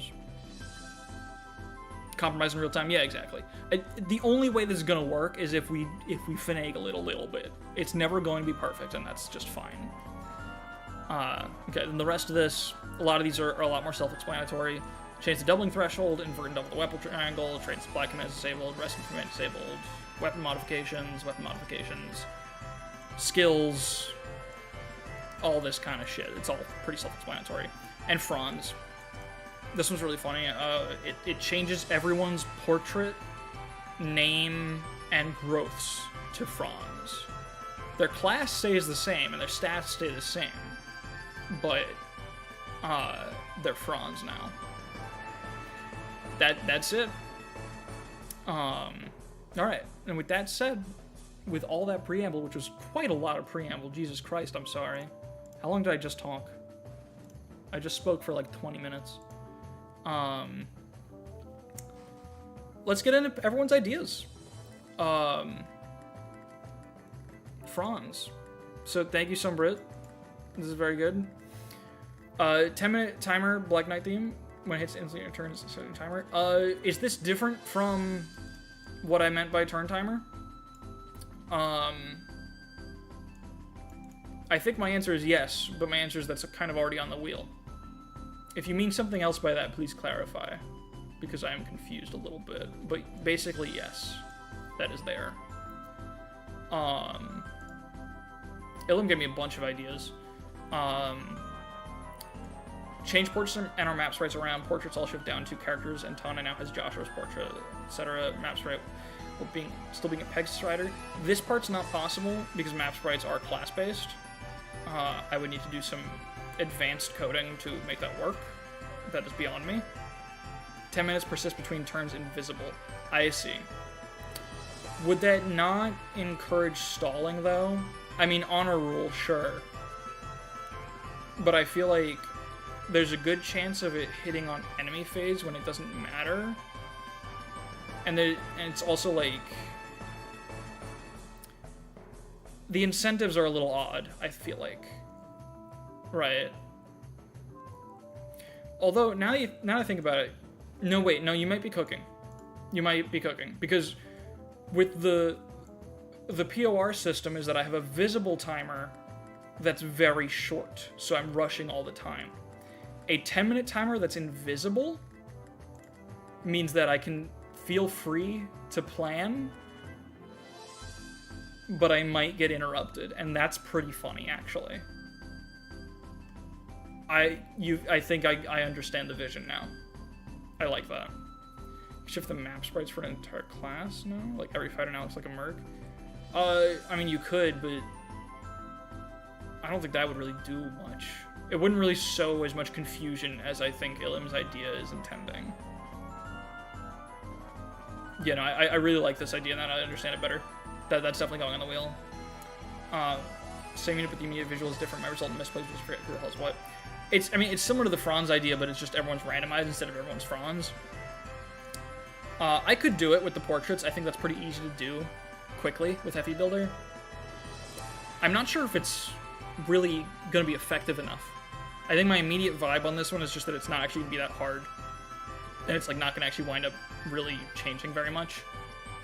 So I think I'm crossing this one off right now. But, I mean, there's something to it, but I think it might be... You do the portrait swaps to make every class look the same. I don't know, I'm torn on visual confusion stuff. Franz is there because I hate Franz, and that's kind of the in-joke of it, and also, it does have the real effect of giving everyone his growths. I don't know if I want to dedicate entire wheel slots to just visual confusion too often, though. I think I lean against that. Do you have Franz as a person, or hate Franz as a person? I don't know anything about Franz as a person, I just hate him a lot as a unit.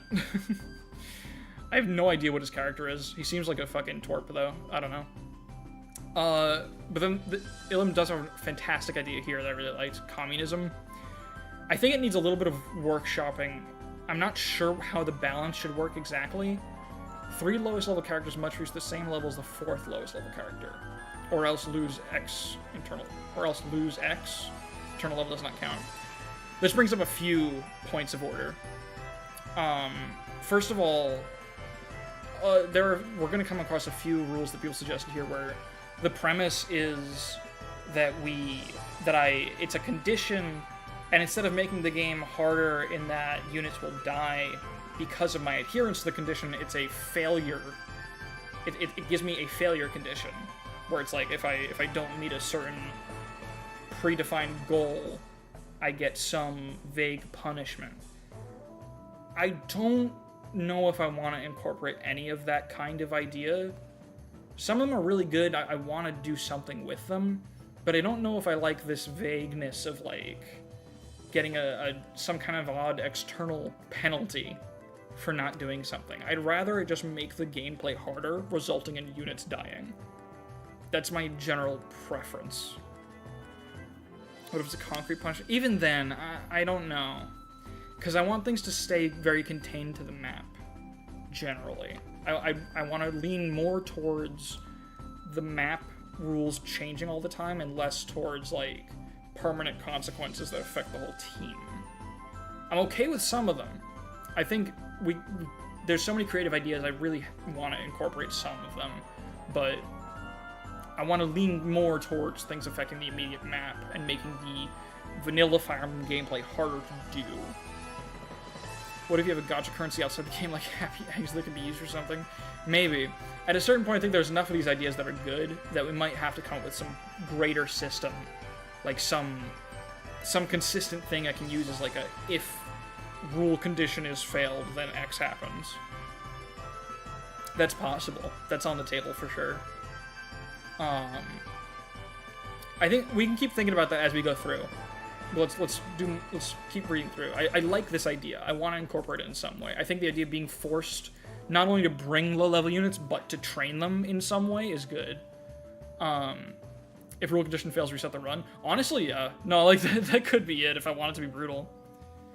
Figured you say this, I suggest that if you fail to meet a rule, you need to spin the wheel again on the next chapter. That's not bad. I think that could be it, honestly. That by itself works pretty well, I think. We'll say that's the idea for now. I feel like I want something a little more robust, but that does work. If goal not achieved persist in the next map, like the rule actually stays, that instead of another wheel spin, like I just have to do it again.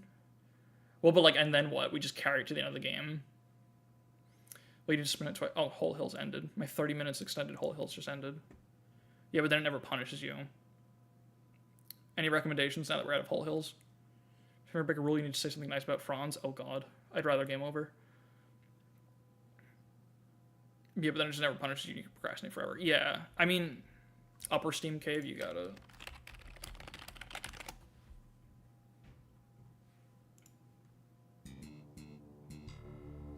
Collecting all the rules like Infinity Stones because you never do any of them. Yeah. I don't know. What's up, Loki? One randomly selected unit becomes a green unit. I think a couple of people suggested this. And it's a little rough mechanically. It's actually possible without too much chaos, but there's weird implications to it that just make it a little unwieldy. For one thing, if I forget to change them back, or if I'm unable to change them back before the map ends, they do just leave the army, which is a little sucky. It's just like making a blue unit not blue tends to just have unforeseen consequences, I feel like. I feel like it's not a stable thing to do. So I'm kind of... I don't know if it's worth toying with in general. What's the best idea so far? I have some favorites here. We'll get to them. I haven't really gotten to the best. I like communism a lot, in general. Let's see. This is the Emblem idea. The move pieces like chess. I think 3 people suggested this. I'm not doing this. It takes too freaking long. This one, to me, easily falls under the slows the game down too drastically rule set for me. You could add an identical green unit to the map and not deploy their original. That could work. I wonder how long that would take. It wouldn't be that difficult. That could work.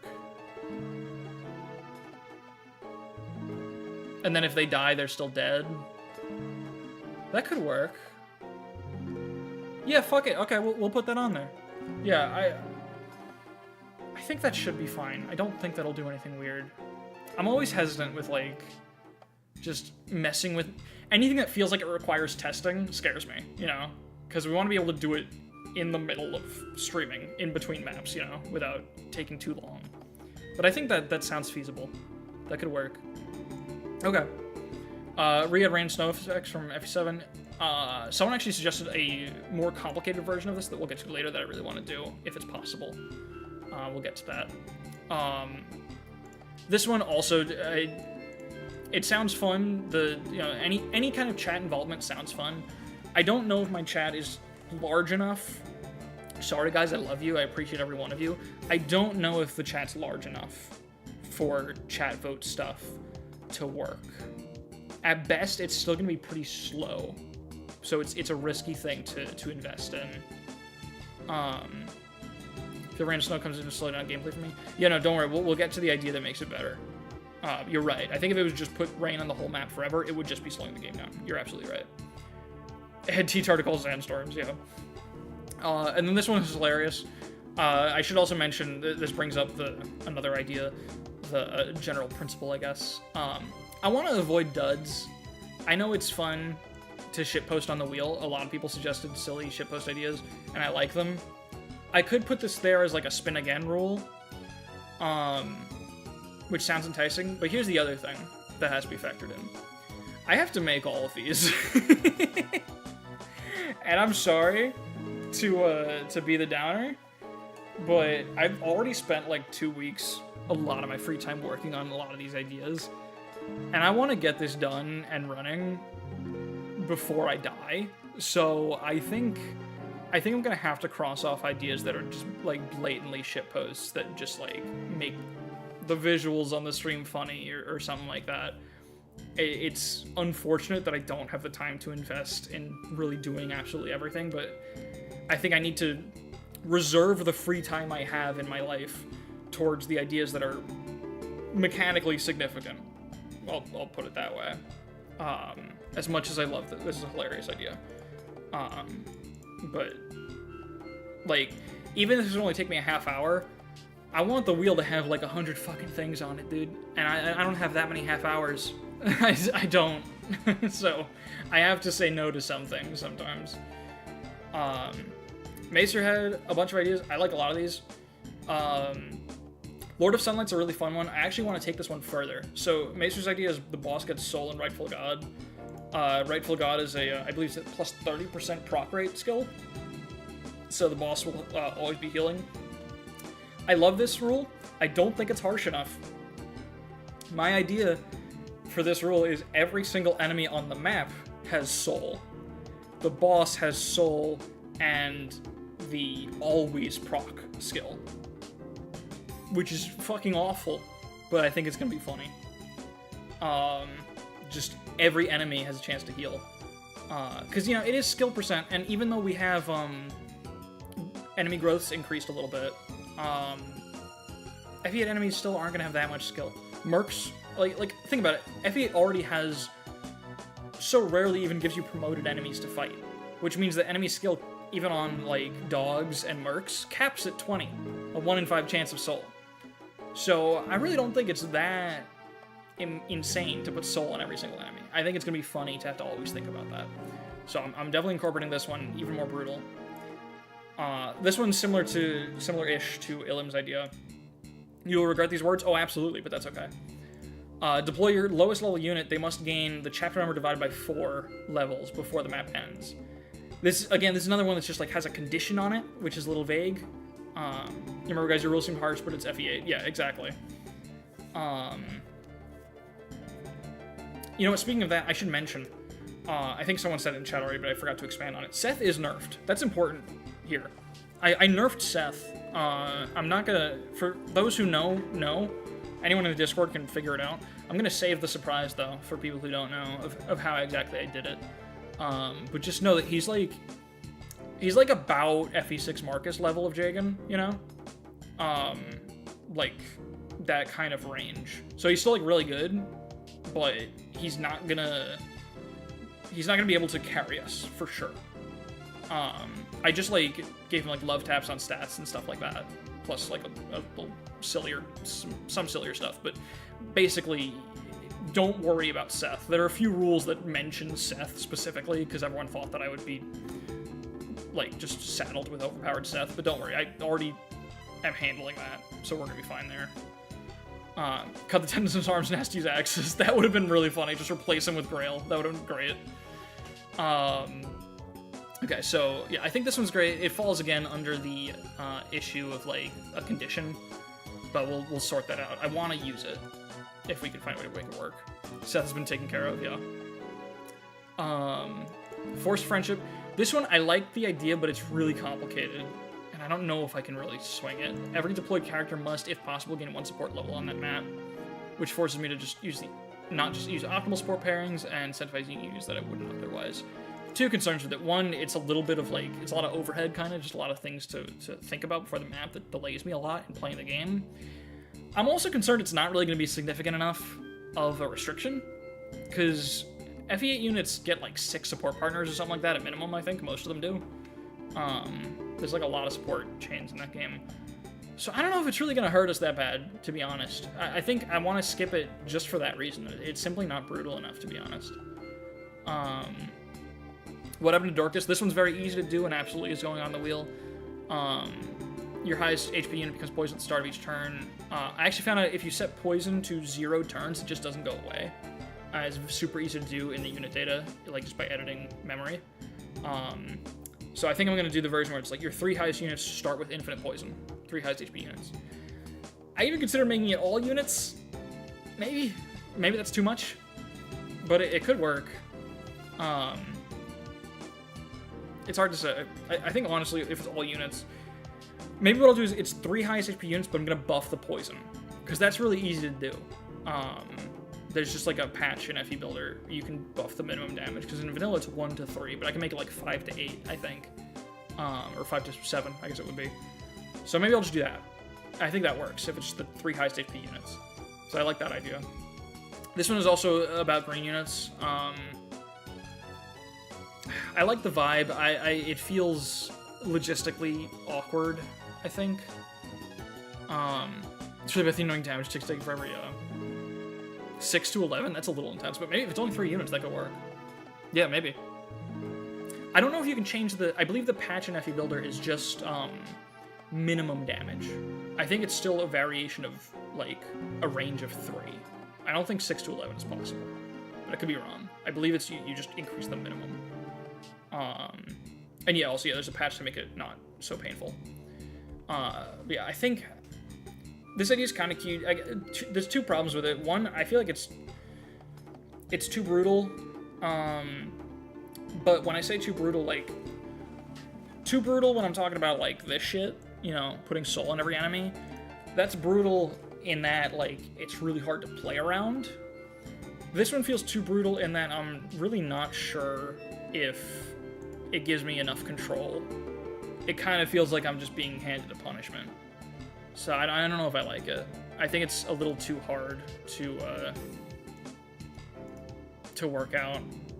The idea would be if you could do percentage instead of flat damage for poison, because 6 to 11 on the first map, it's game over. At the end of the game, it's not even chip. We could come with a formula. I mean, not percentage based, but it could be just like use the chapter number as a variable and use the formula and what the minimum damage should be. It's very easy to modify. It takes like 2 seconds. Depends on how far back you put the Bone Walker. I mean, sure, but like, it's either a problem or it's not, I feel like, you know? If we put him far back enough that it's fair, I don't know. Some maps don't even really let you do that. It's just gonna be really awkward. All my ideas are terrible and I apologize. No, they're great. I really love the first 2. And number 5 as well. No, you have great ones. And listen, here's the thing. This is true of all creative pursuits. You need to have bad ideas. Sorry, that's harsh. You need to have less than good ideas, less than perfect ideas. The more you have, the more evidence it is that you're experimenting and that you're not. That you're being brave in your experimentation. I'd rather have a bunch of silly, borderline ideas that are maybe workable, maybe not, than have people only say things when they have an idea they know will work. Yeah, this is the point of brainstorm. Exactly. I don't want you to hold back. I don't want anyone to hold back from saying ideas that... You can give me an idea if you don't even know what it means. If something sounds funny, if you have half of an idea, like, do something with this. That's good, too. It's just a brainstorm, you know? So just... It's fine. I like where your head's at. I like the creativity, and that's really the most important part here. I'd like to point out that I posted the comment 2 in the morning after losing several Fortnite matches, and I apologize. This one? No, this one, I take back everything I just said, actually. No idea, Storm Brains. Budget for multiple posts in the future. We'll probably send them more at a time as they come in my head. We'll make it first comment when I do that. Yeah, you reply to yourself. That's the best way to keep it organized. But yeah, no, that's totally fine. And then this one, this 10 is also like just definitely just too much. But I like the ideas. This one though is kind of funny. I like this, and I like the joke of it too, of the backronym. Funny shitpost. Every third unit, I like the shit where it's just like, uh-oh, what you did last chapter has unforeseen consequences. Because who's ever thinking about deployment order? Then suddenly it's like, arbitrarily, basically fatigue at random. I think that's funny. So I think I'll be putting this one on the wheel as well. So yeah, see, Mace, you said, sorry my ideas are terrible. I'm using 4 of them. Almost half of what you suggested. So they're pretty good. This one, unfortunately, my girlfriend said no. So we're moving on from that one. This one, let's see. So Fog of War, yeah. I'm surprised more people didn't say this one, actually. I'm surprised I forgot to put it on the list. Just put Fog of War in the chapter. Yeah, definitely. Like that, obviously that should be on the wheel. Enemies get counter and counter magic. I would like this if I liked the way that Skill Sys implemented them, but I do not. Because the way that counter works in Skill Sys is that you counter all physical damage at 1 or 2 range, which sucks, because it just removes the counterplay. You're just forced to use magic or to eat the counter. And I think in some games, just eating the counter would be a funny, and it would be a really hard but possible challenge. In FE8, I don't think that's possible. I think that's just a death sentence. I don't think that can go on the wheel. I don't think that will work. It's very obnoxious. So that's unfortunate. I would like the idea if I had the programming knowledge. What if anybody said counter or counter magic? Randomly decided per class. Even then, I think counter's too overwhelming. It's too broken. I don't like it. Its implementation is too restrictive. It's a cruel skill. This one though, enemies have the brave effect. That's pretty good. It's brutal. It might be too hard. I think that's a potential contender for just simply too hard to be possible. Especially with the enemies having increased growths. Like, Steel Sword Merc will probably just one-round everyone with that. So I don't know. It might be too much. I'm on the fence. I don't know if that's too difficult or not for it to be viable. It could be like we put the brave effect. Now, if I put the effect on weapons, then I get access to it too, so that doesn't work. I don't know. That might not be salvageable. It might just barely be over the line of too difficult. What about brave while attacking? Does that exist in Skill Sys? I don't know if it does. If someone can help me program that, sure. That can work. But with my current capabilities, I don't believe I know how to do that. So, rip. This one also is another one that I feel... this one made me feel stupid for not having thought of it myself. Yeah, ban all forms of healing. But again, I appreciate, again, I was like, give me all your ideas. I like Bolt the Emolga. I like all your ideas. I feel like all of them might be leaning just barely on too hard. And I'm trying to figure out how to work them into something that works. I think banning all staves and elixirs might be good, and allowing bones, maybe? I don't know. Because if I ban all of it, then it's just like, hope you dodge. Like, you might literally just run out of HP and there's nothing you can do. Yeah, maybe allowing Vulns but no elixirs is the play, because I think it gives you a lot of elixirs. It's kind of funny, but, you know. I could even maybe nerf vulns. I think it's kind of difficult to do. It's like hard-coded or some shit. Ban all 2 and 1 use vulns. That's funny. No, that's funny. Every vuln has to be 3 use. I think you have to keep going to the convoy for more. That's really funny. I like that. No, that's it. That's what we're doing. You solved it, I think. Let me write that down so I don't forget that. 2 use. Only vulns. And only their first use. That makes it work, I think. So you have 1 form of extremely limited healing that always requires you to trade or go to the supply to use it a second time. I think that fixes it. Part of the idea, I assume, is like with literally 0 healing, the idea is like you can't stall, because, you know, whatever the restriction is, I can always stall on certain maps to heal. But also, like, convoy limitations. I can only have so many 3-use vulns. You call it Give Me a Fresh One? That's good. Thank you for the name as well, yeah. Give me a fresh one. Perfect. All vulns are 1 use instead, is maybe easier. That, like, fucks with... I think that's actually really difficult to do. Because I'd have to... The metadata of your items, like the number of uses a vuln has, is stored somewhere else once the vuln is created. If I change the max uses on a vuln, it wouldn't actually change the amount of charges left in the vuln that already exists in my convoy or my inventories. So I think the easiest way to do it is just, like, have to use a 3 use. And I like that, too, because it makes the inventory management really clunky, which is a good punishment. And also, yeah, it doesn't affect future maps. It doesn't, like, fuck with all my stuff. But yeah, if it's like 3 use one, then you still have this inventory clutter too, that you have to like get back to the convoy to get your space back. Like if you're just trading them around, then eventually you just get cluttered up with 2 use vulns. That's kind of funny. Strength magic kept to 0. If it wasn't increased enemy growth, I think we could work that. But yeah, I think if that is right, that yeah, maybe cutting it in half will work. That could be good.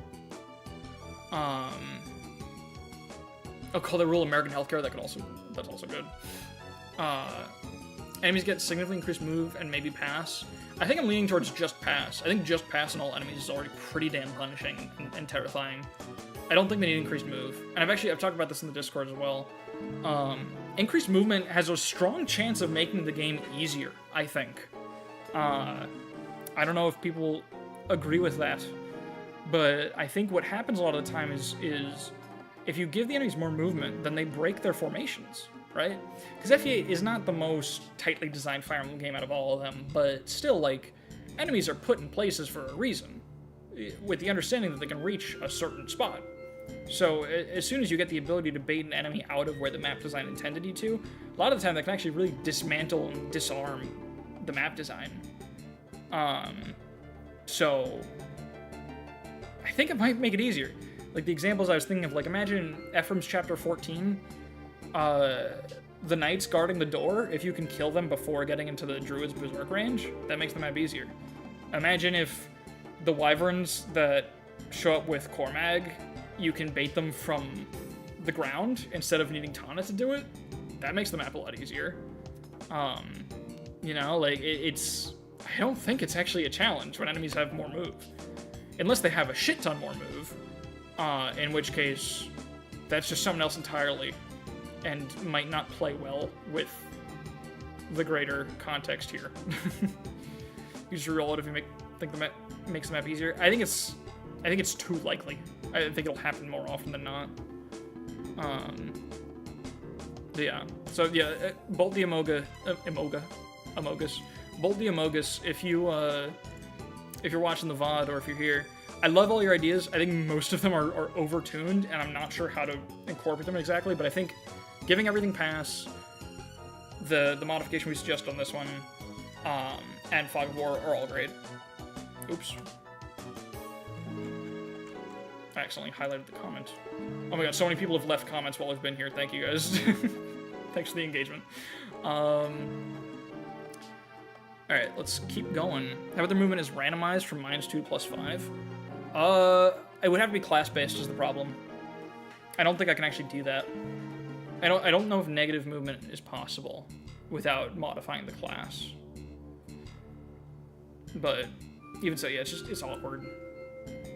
I think it's easier to just not fuck with it. Switch mount to unmount movement. Now that is funny. That might work. That is still fucking with classes and like enemy ranges and stuff like that. So maybe not. I might have to cut that one as well, because it's similar situations where like it could be funny when it changes the map context dramatically, but it also has a strong chance of nullifying map design in a way that sort of just ruins it. But 8-move Gilliam, that's true. I guess if it only affects my units, we might be able to do that. I'll have to check whether or not negative movement is possible. That's what will determine whether or not I can do this. Because I'd rather do it to just my units and not change the enemy design.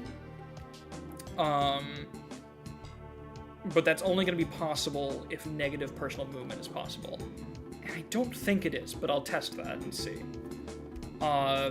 Shuffle, flying, and grounded movement, terrain costs, hell yeah. There's a couple ideas, I think, that deal with terrain costs, and I want to fuck with it a lot. I think it's going to be a lot of fun. And it's definitely one that's like, you know, grounds for being re-rolled if it doesn't apply to the map, but that's fine. I love this idea. This is one of my favorites. Essification.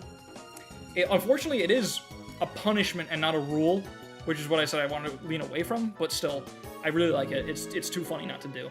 Take my highest level unit, and without changing their stats, demote them to level 1 unpromoted and give them 0% growths. And then you have to promote them until to give them growths again. I think that's really funny. The main penalty really isn't... The 0% growths isn't even really the bad part. I feel like that's probably mostly there as balance, because the unit's leveling up faster now. Would the motion come with inverted promo games? It would... Technically, yes, but it wouldn't be exact. It would use the class bases. And promo games in FE8 are not always one-to-one with class-based changes. They're usually pretty close, but they're not exact. I'm not using the patch that like changes all that because I think it's not compatible with some other stuff. But that's fine. I don't really mind that it's not exact. It's good enough. Their stats will go down is the important part by a little bit, but their level ups that they've gotten to that point won't change. They'll just lose a little bit for all the class bases. I like that idea a lot. Also, promo bonuses and FE8 aren't really stellar either. Yeah, so it won't even be that rewarding when they get back to it. It's just they get to be in that class again. This one, you even called yourself out on it because it's too open to interpretation, I think. If you have a promotion item, you must promote someone to what is widely considered their worst promotion option and deploy them. I think it's too... There's a conditional on it with the if you can, and there's a judgment call. I think it's just too murky. There's a similar-ish idea on the worst promotion option thing. I don't remember if someone else suggested this, or if I thought of it, actually. We'll see, I guess, if it comes up. The idea is, when this rolls, you switch every promoted unit's promotion decision. So, Seth becomes a Great Lord, and Saleh becomes a, what is it, a bishop? Is that what his other option would be? Or I guess for him, you'd have to, I guess, randomize it, right? Between, like, bishop and mage knight or whatever the fuck, because you don't know what his unpromoted class is supposed to be. There's, like, some clunkiness with it, but we can just leave that to randomization, and that's fine.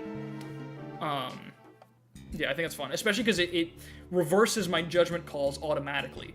So the judgment calls that I made in a neutral position, you know, when I was like, I'm promoting a unit, and I'm making the decision that I know is best for the run, and then that effect says actually do the opposite. That way we don't have to make a judgment call when the wheel is spun. It gets to just explicitly reverse my opinion of what the best choice was at that time. So that one's fun. I think that's a improved version of this. This one, I'm of the opinion that this makes the game easier. I think effective weapons are similar to Weapon Triangle, where they just benefit the player so much more. Because you're the one that's able to take advantage of them dynamically, where the enemies can't. They're forced to deploy with them or not in certain positions. You always know where they are. It's too easy to play around. I think this would just make me stronger. So I don't know if that works. This one also, like you said, it definitely too slow. It's funny. It's very, very Emblem. I don't mean that even as an insult. I don't know if it fits for this context though, because one other thing it does, it's not just that it's too slow. It removes the unit identity, right? Like, I think that's a little deflating to the fun of the run. Kind of is like suddenly none of the units matter anymore, and I don't really like that. I don't like that vibe. Also, yeah, there's some weird restrictions. I think they would overlap each other. I think they share a pool, and I'm not sure if the summon command even works if you share a pool. Like, if your other guy's already out. Well, all enemies are cav effective. There's definitely more we can do with effectiveness. In fact, one idea I had is scramble the effectiveness tables. So, and apply them randomly to all weapons.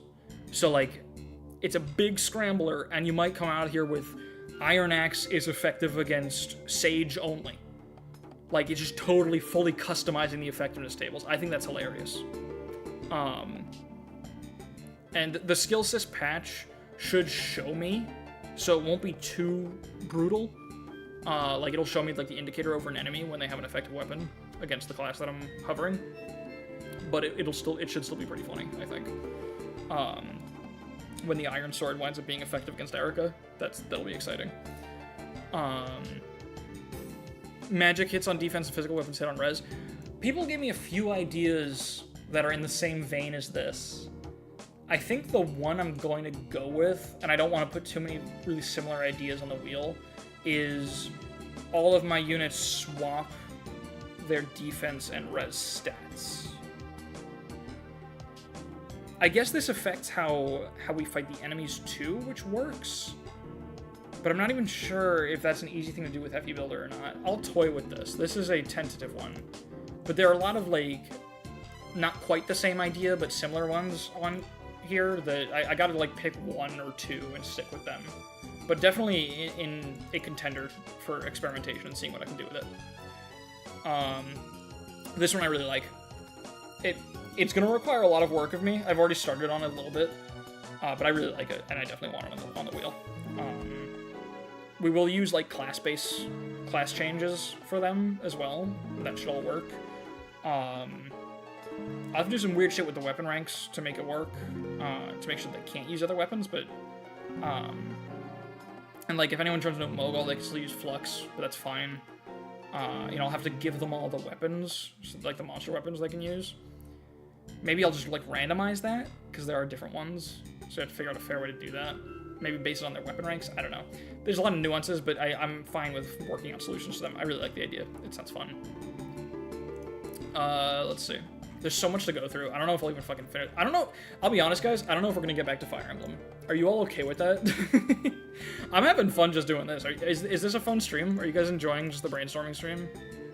I need feedback before I devote literally the rest of the session to this, because I think that's what's going to happen, honestly.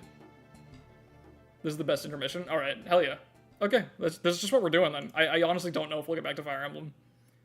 Maybe change stream title?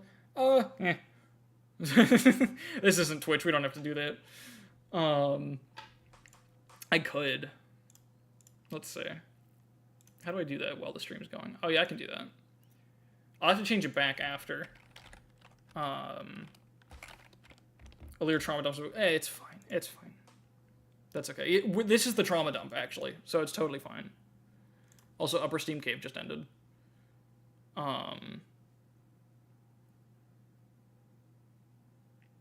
Put PM in the title, the swarm will come. Oh god.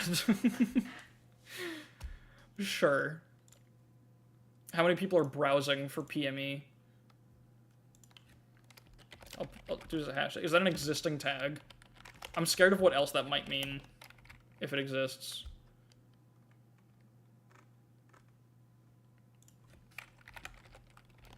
No, we're not doing Burning Man's Soul, I'm sorry. And that's also not going on the wheel, don't suggest it.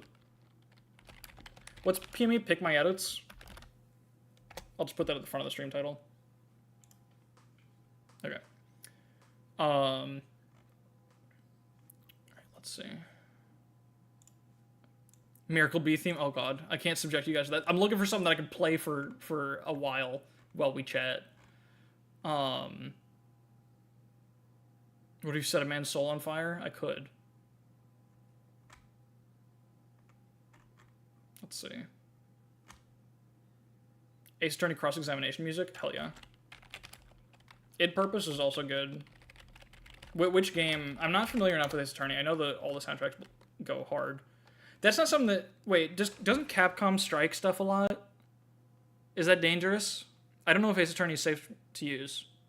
I'll use Id Purpose for now. I need the extended.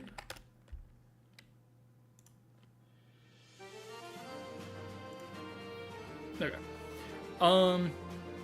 Alright, let's see. Every attack becomes devil weapon.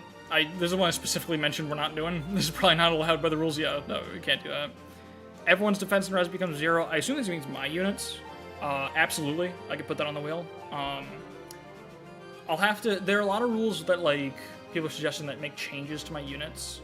That what I'll have to do, I guess, is keep a spreadsheet of what the numbers were so I can revert them.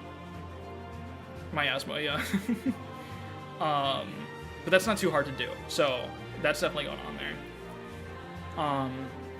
This one's a little scuffed. I get the idea, I like it, I want it to work, but it's I think too big of an honor rule. Like, what does it mean not being allowed to think on action? That's really hard to define. It also suggests that have to be committed to a unit.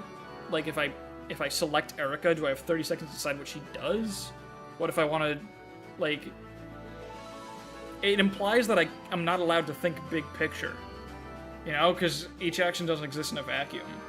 That's kind of just murky. I don't know if I like how that would play out. And same with not using the B button. It's like, you know what? Because what's going to happen if I can't use the B button? I'm going to do all my planning in my head, and it's just going to take longer. And that's the only change, right? Is I just have to... It just gets harder to think. Yeah, no combat forecast, only calculations. Like, is that a challenge, or is that just... It's a challenge to keep viewers engaged. Is that the premise?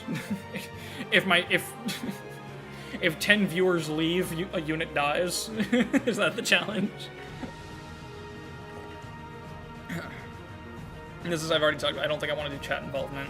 I really want to do chat involvement, to be clear. I just don't know if I'm quite at the size for it to work yet.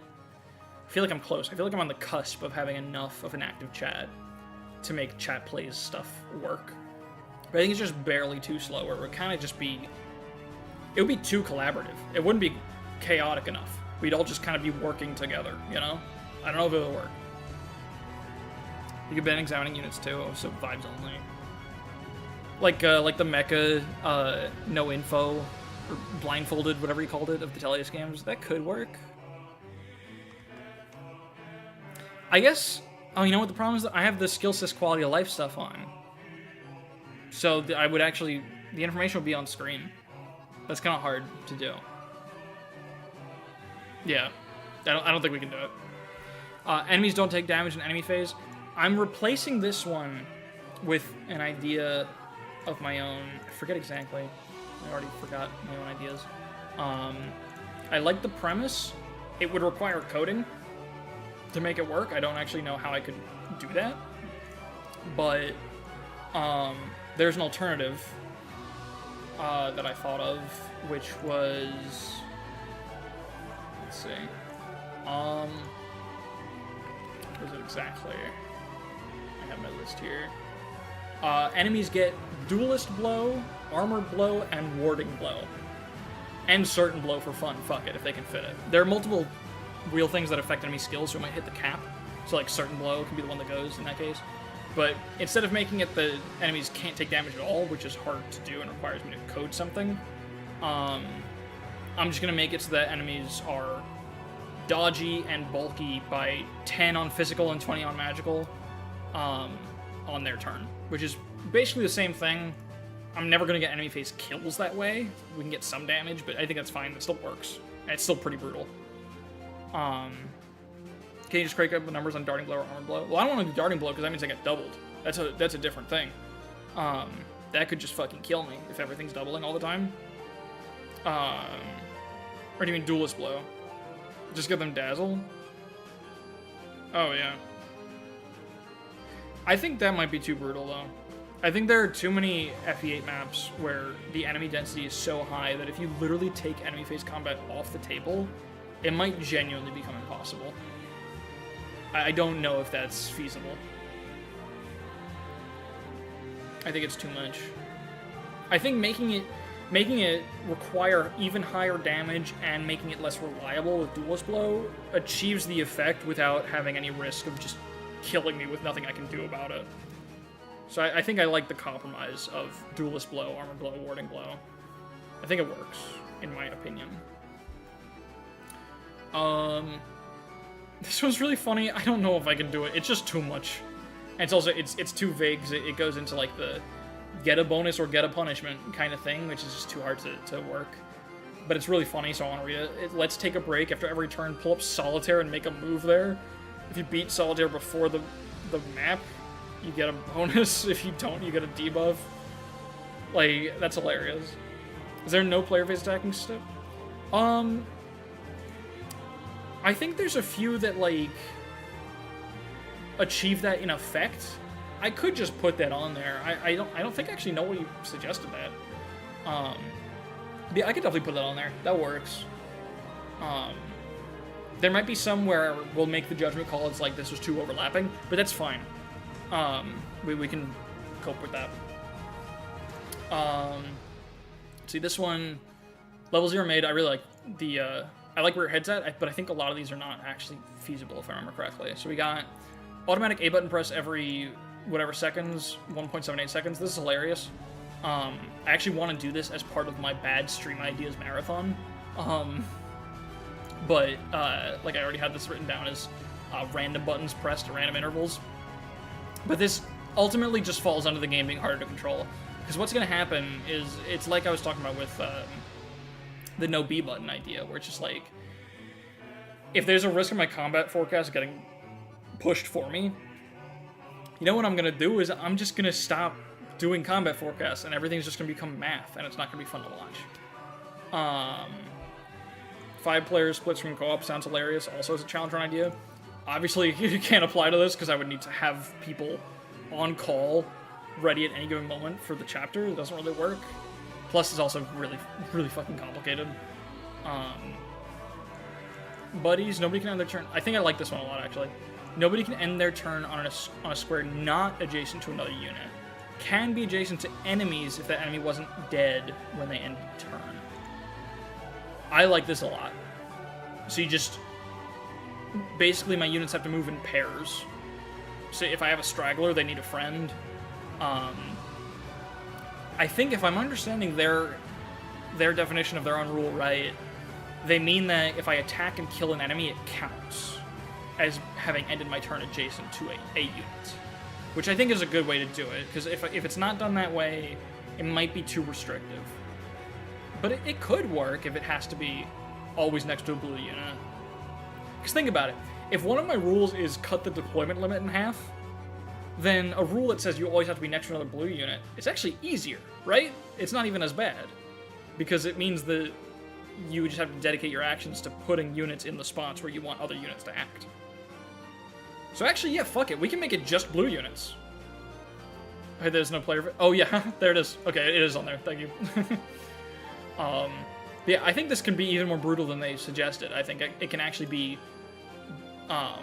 blue units have to end their turn next to another blue unit. I think that can work. It sounds really tough, but I think it can work.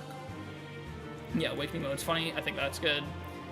Whomst, everybody gets the same overworld sprite, but nothing else about the changes. This is literally just the Franz idea, so that's already on there, basically. This... For one thing, it's been done before, and I don't really want to rehash by another person. I think they did it in a couple games. But also, it's too overpowering, I think. It's too overwhelming. Like, it redefines everything. And I think 99 Move Challenge is, like, it's the kind of thing that you want to do with, like, several retries, you know? It's a puzzle to solve, but it doesn't really even play like Fire Emblem anymore, you know? I think it's changing things too drastically.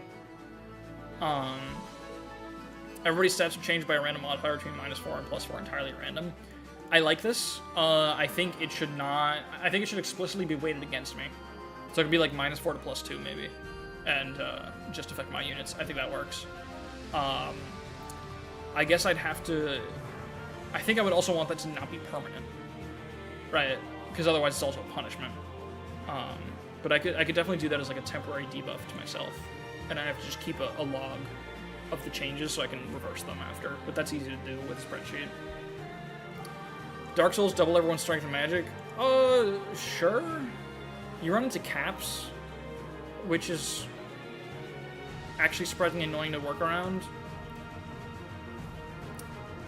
Maybe some of just punishments could be put on a punishment wheel. I thought about that. I'm worried that's complicating it too much. Not a bad idea for sure. I've been oscillating back and forth on that. I like the idea, but also it might just be too many fucking steps. And also it's like something that doesn't come into play often enough, so it's kind of shafting a lot of the ideas. You know, like if something's a really funny rule, like punishment idea, that I want to be on the wheel, I'm kind of limiting it by putting it on the punishment wheel. But consider more wheels equals more good. That's true. I'm still on the fence. I'm not saying no. I'm not sure. I think it's possible that could work. Maybe. Is there a spin the wheel of death going into this? No, because I want to play it as a true hard Iron Man. So I don't think there's any need for it. Lore accurate fates, enemies cannot die, but are just yeah, it's not gonna work. First of all, I don't know how to program that, and also I think it would just self-block us. This was fucking hilarious. It again falls into the issue of like it's a dud. It doesn't really make the game harder. Oh, I skipped. I didn't really talk about it. I guess. I could just put the skill life and death on all my units or something like that instead, because doubling everyone's strength and magic, you ram caps, and that makes it weird. And modifying that's surprisingly annoying, I think.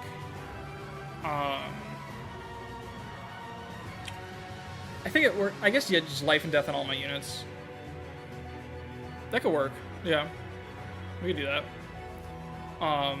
Yeah, so left-handed. I'm really tempted because it's funny.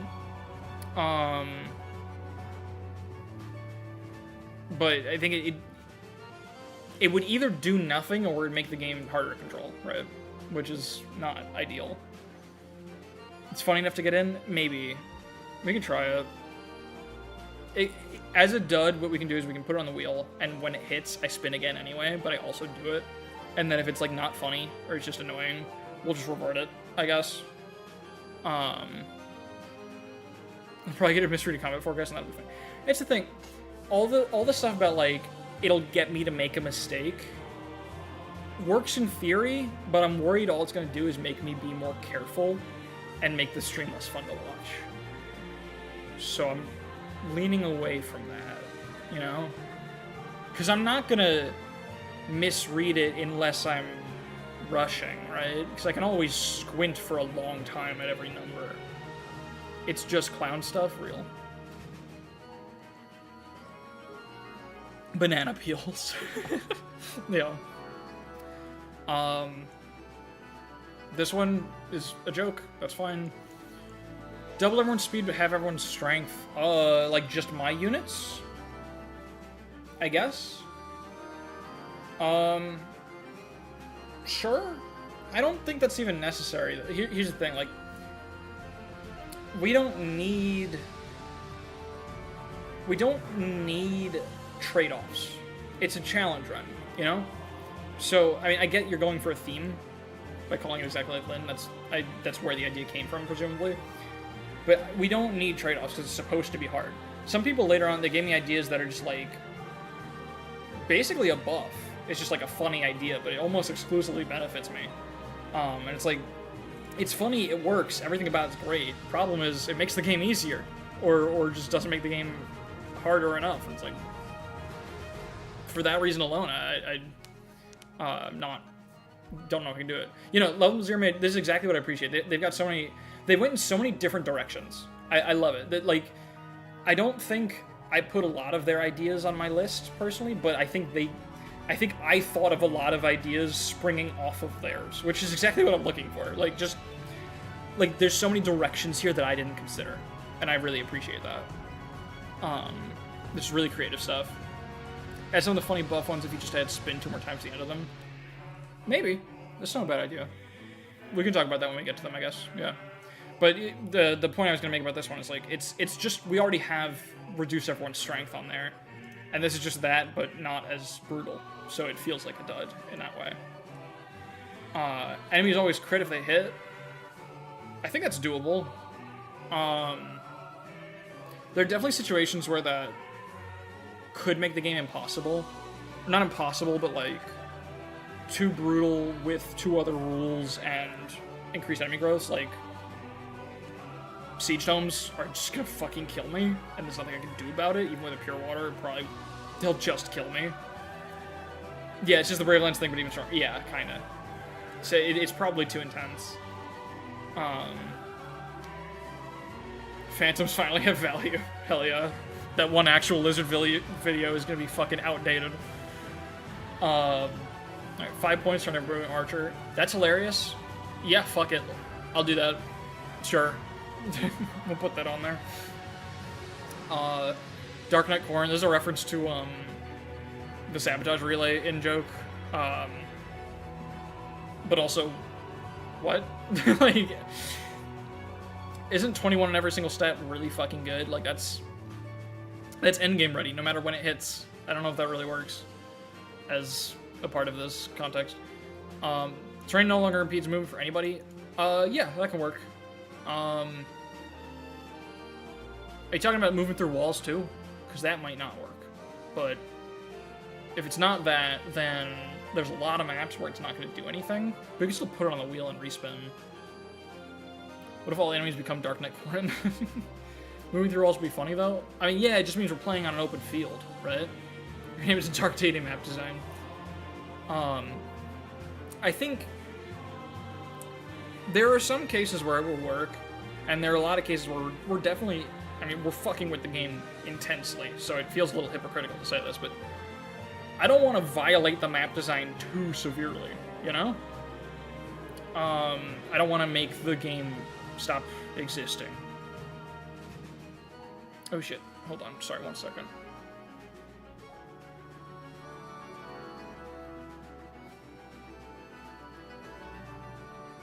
It's so funny, we're like barely through this shit. I think I should have said this earlier. I do actually have a hard stop again today.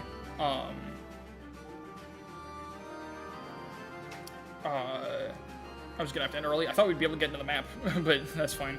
I have about like 20 more minutes. So that's why I kind of figured we would just... Jesus Christ, there's still so much to go through. God, my ability to fucking yap about anything for way too long is a little absurd. But yeah, I guess we'll do this again next time. Maybe we'll just go through it in chunks.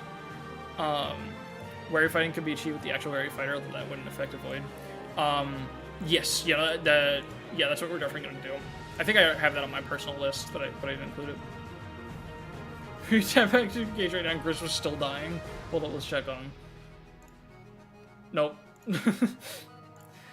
But yeah, wary fighting is definitely possible. Just literally just give everyone the wary fighter skill and that works. But yeah, no, I appreciate all the ideas Level Zero made. These are really creative, and even though a lot of them didn't make my list, they've sparked a lot of creativity and got me thinking about a lot of stuff, and I really appreciated it. And I think some ideas that I have on my list spawned from these. Let's see, this one's also really funny, but the principle of it is essentially the challenge is force a joke. So I don't know if I can do that. I love the bit of forcing literary analysis on people, because that's apparently my thing now, which is great. I'm happy about that. Only set player speed to 0, making it double or nothing on my preference. I could do that. That's possible. I wonder if that would be too much. Maybe not. I'll think about it. I think I prefer the wary fighter one, but that could work. Okay. Detective Barry, I think I liked a lot of theirs. It's like a tam revert. Oh, whoops, you're gone. Weapon type beam, I love this one. In prep, spin a wheel with all weapon types on it. Whatever's landed on cannot be used. That's hilarious. This also made me think of a second one, breaker spam, where I randomly assign 2 breaker skills based on enemy class to every single enemy. I think that's gonna be really funny too.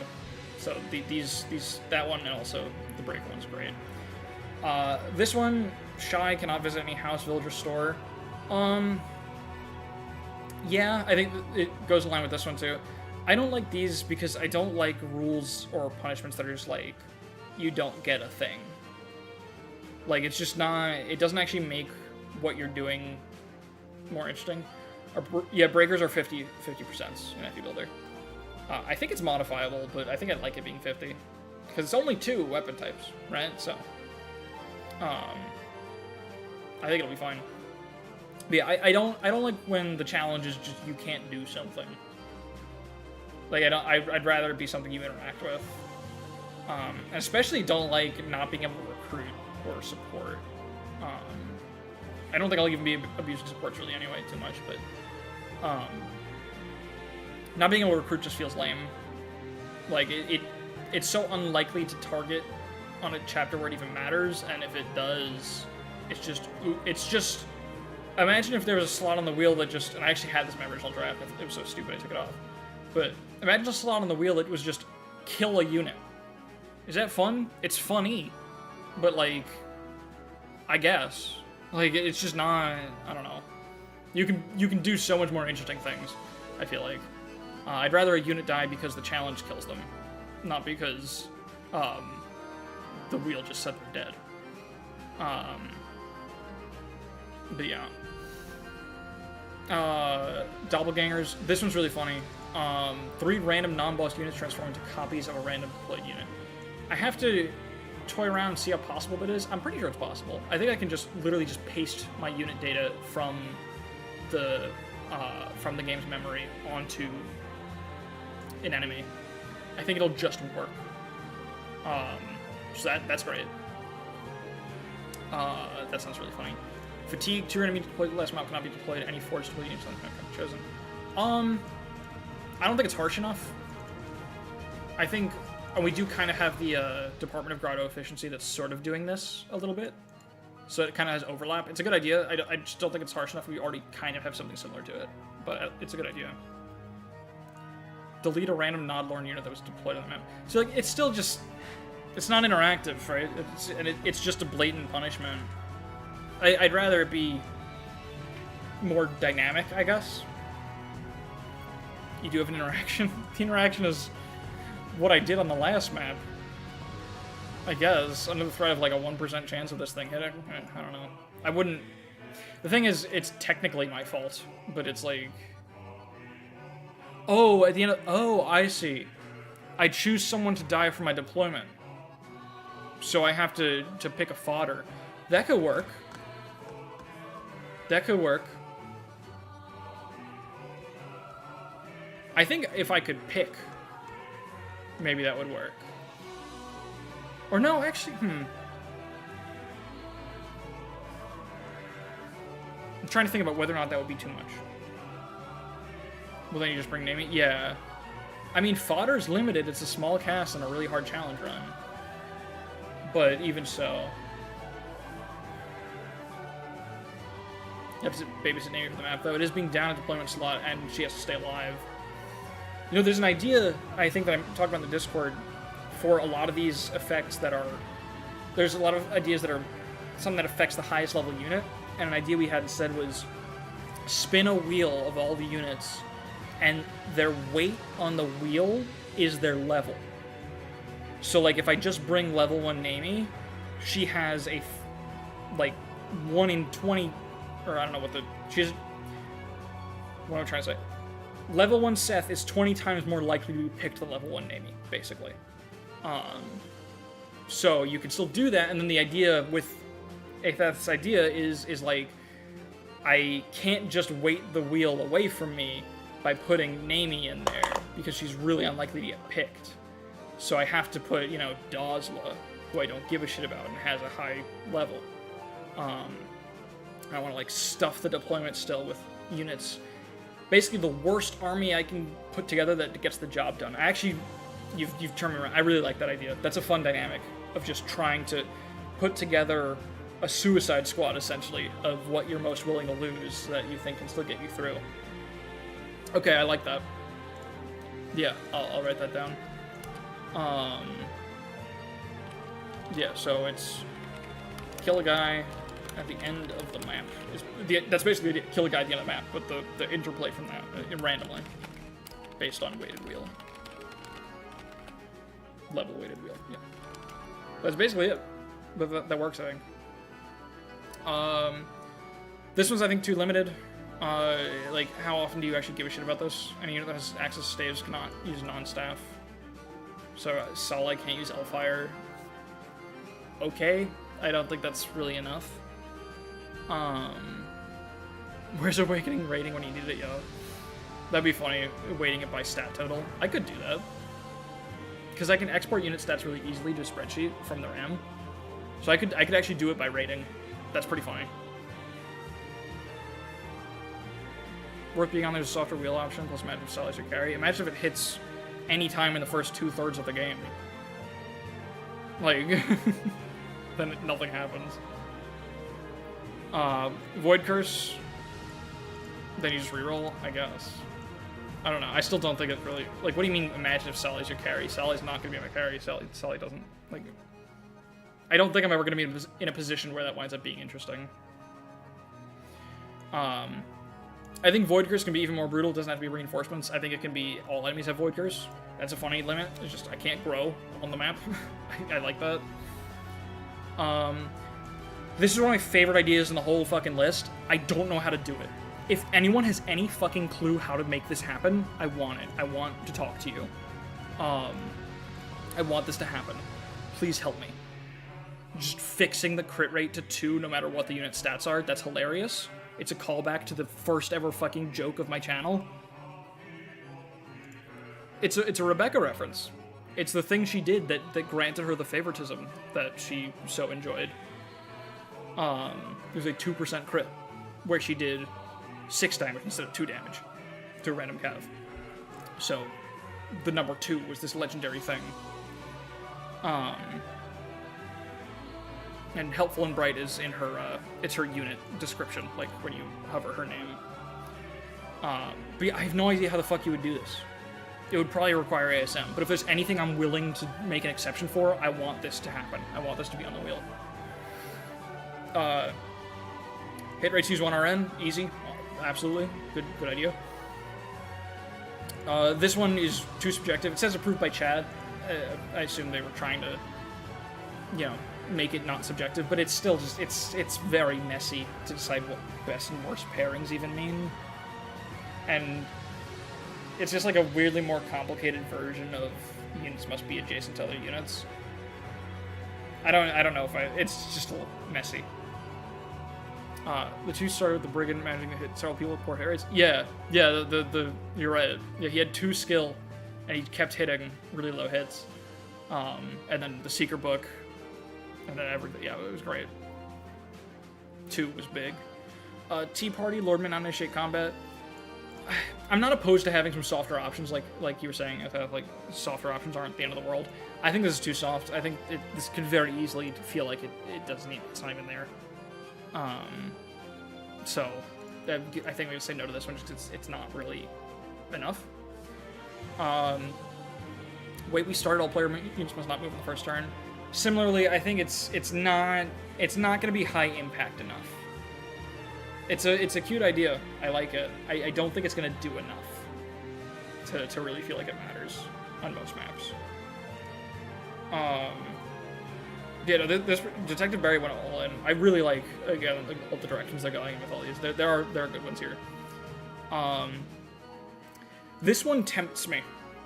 So this definitely falls into the category of too much to track during a map and making things too complicated. But it tempts me. I want it. It's such a funny idea. I just love whenever you take damage, a counter goes up, and if you take too many instances of damage, you die. I want that. Maybe we can make it work. Because it wouldn't be that hard to track in a spreadsheet, right? Like, I can keep that on the side. We keep it in a notepad. Just put all my units there and just have a counter that we keep adjusting. That said, the other problem with it is that it scales awkwardly. You know, like, how much Doom should be the threshold? It's very chapter dependent, right? We might need like a formula based on the number of enemies in the map or something. I don't know. It's very complicated. I want to make it work, but I don't know how. Okay, let me know if you figure something out, Macy.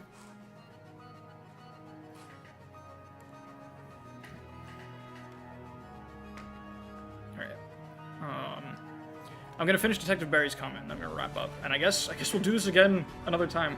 I won't like just do a whole fucking stream of just this, but I think maybe we'll go through more comments every stream for a while, I guess. X enemies defeated by the unit map. I mean, yeah, same issue, but yeah, it could be that. But I think same issue. It's definitely possible, but I'll probably have to offer up my firstborn to clock in here. Go for it. Whatever you have to do, it's worth it. The first unit to act every turn may take any action like normal, however, after that, every even-numbered action must be the same as the previous action, and every odd-numbered action must be different from the previous action. This is really fucking confusing, but there's something here. I think it also falls into just too much mental energy to keep track of it for how non-restrictive it ultimately is. But I like where the concept's going. I think this can be retooled into something that works.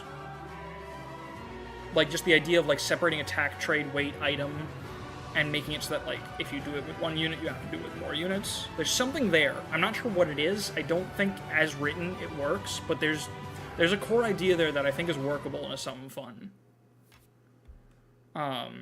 Id purposes just ended, but that's okay, we're wrapping up. Ranges of ranged range. This one works, I think, yeah.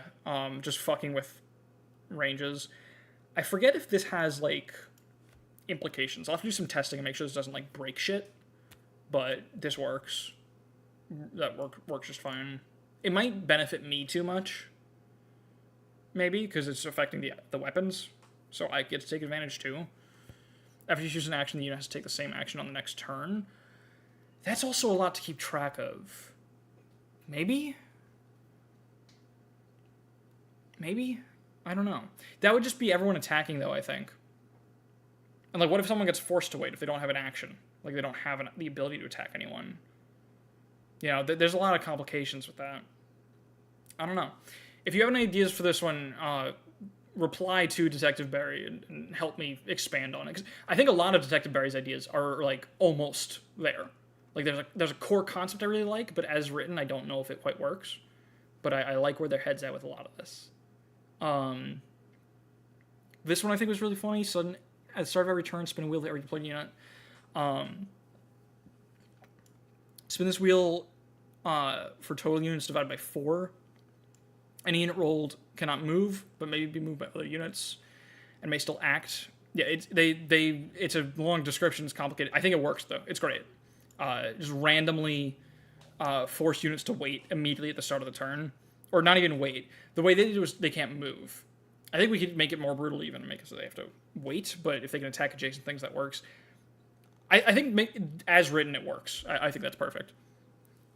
There's so many ideas, bright minds. You know, it's great. All right, hold on.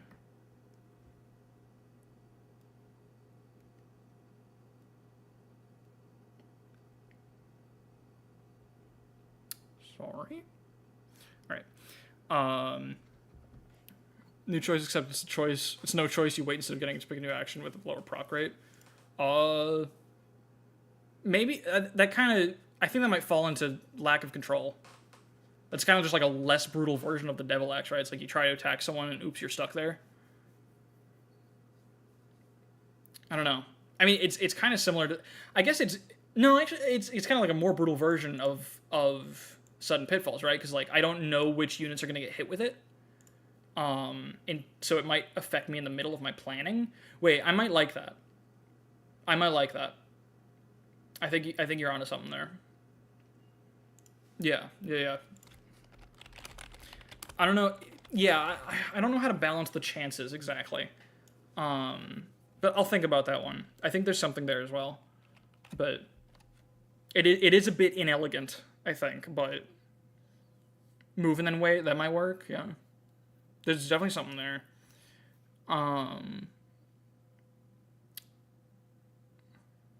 First action on the turn must be waiting with that unit without moving. The first turn the unit cannot be interacted with. Oh, this is just kind of a similar elaboration of Sudden Pitfalls. I think I like the Sudden Pitfalls version better, but this one could also go on there, honestly. They don't overlap too much. This is kind of what I was saying, actually, yeah. It's similar. Relentless speed, all enemy follow-up attacks, deal 3 more damage when guaranteed to hit.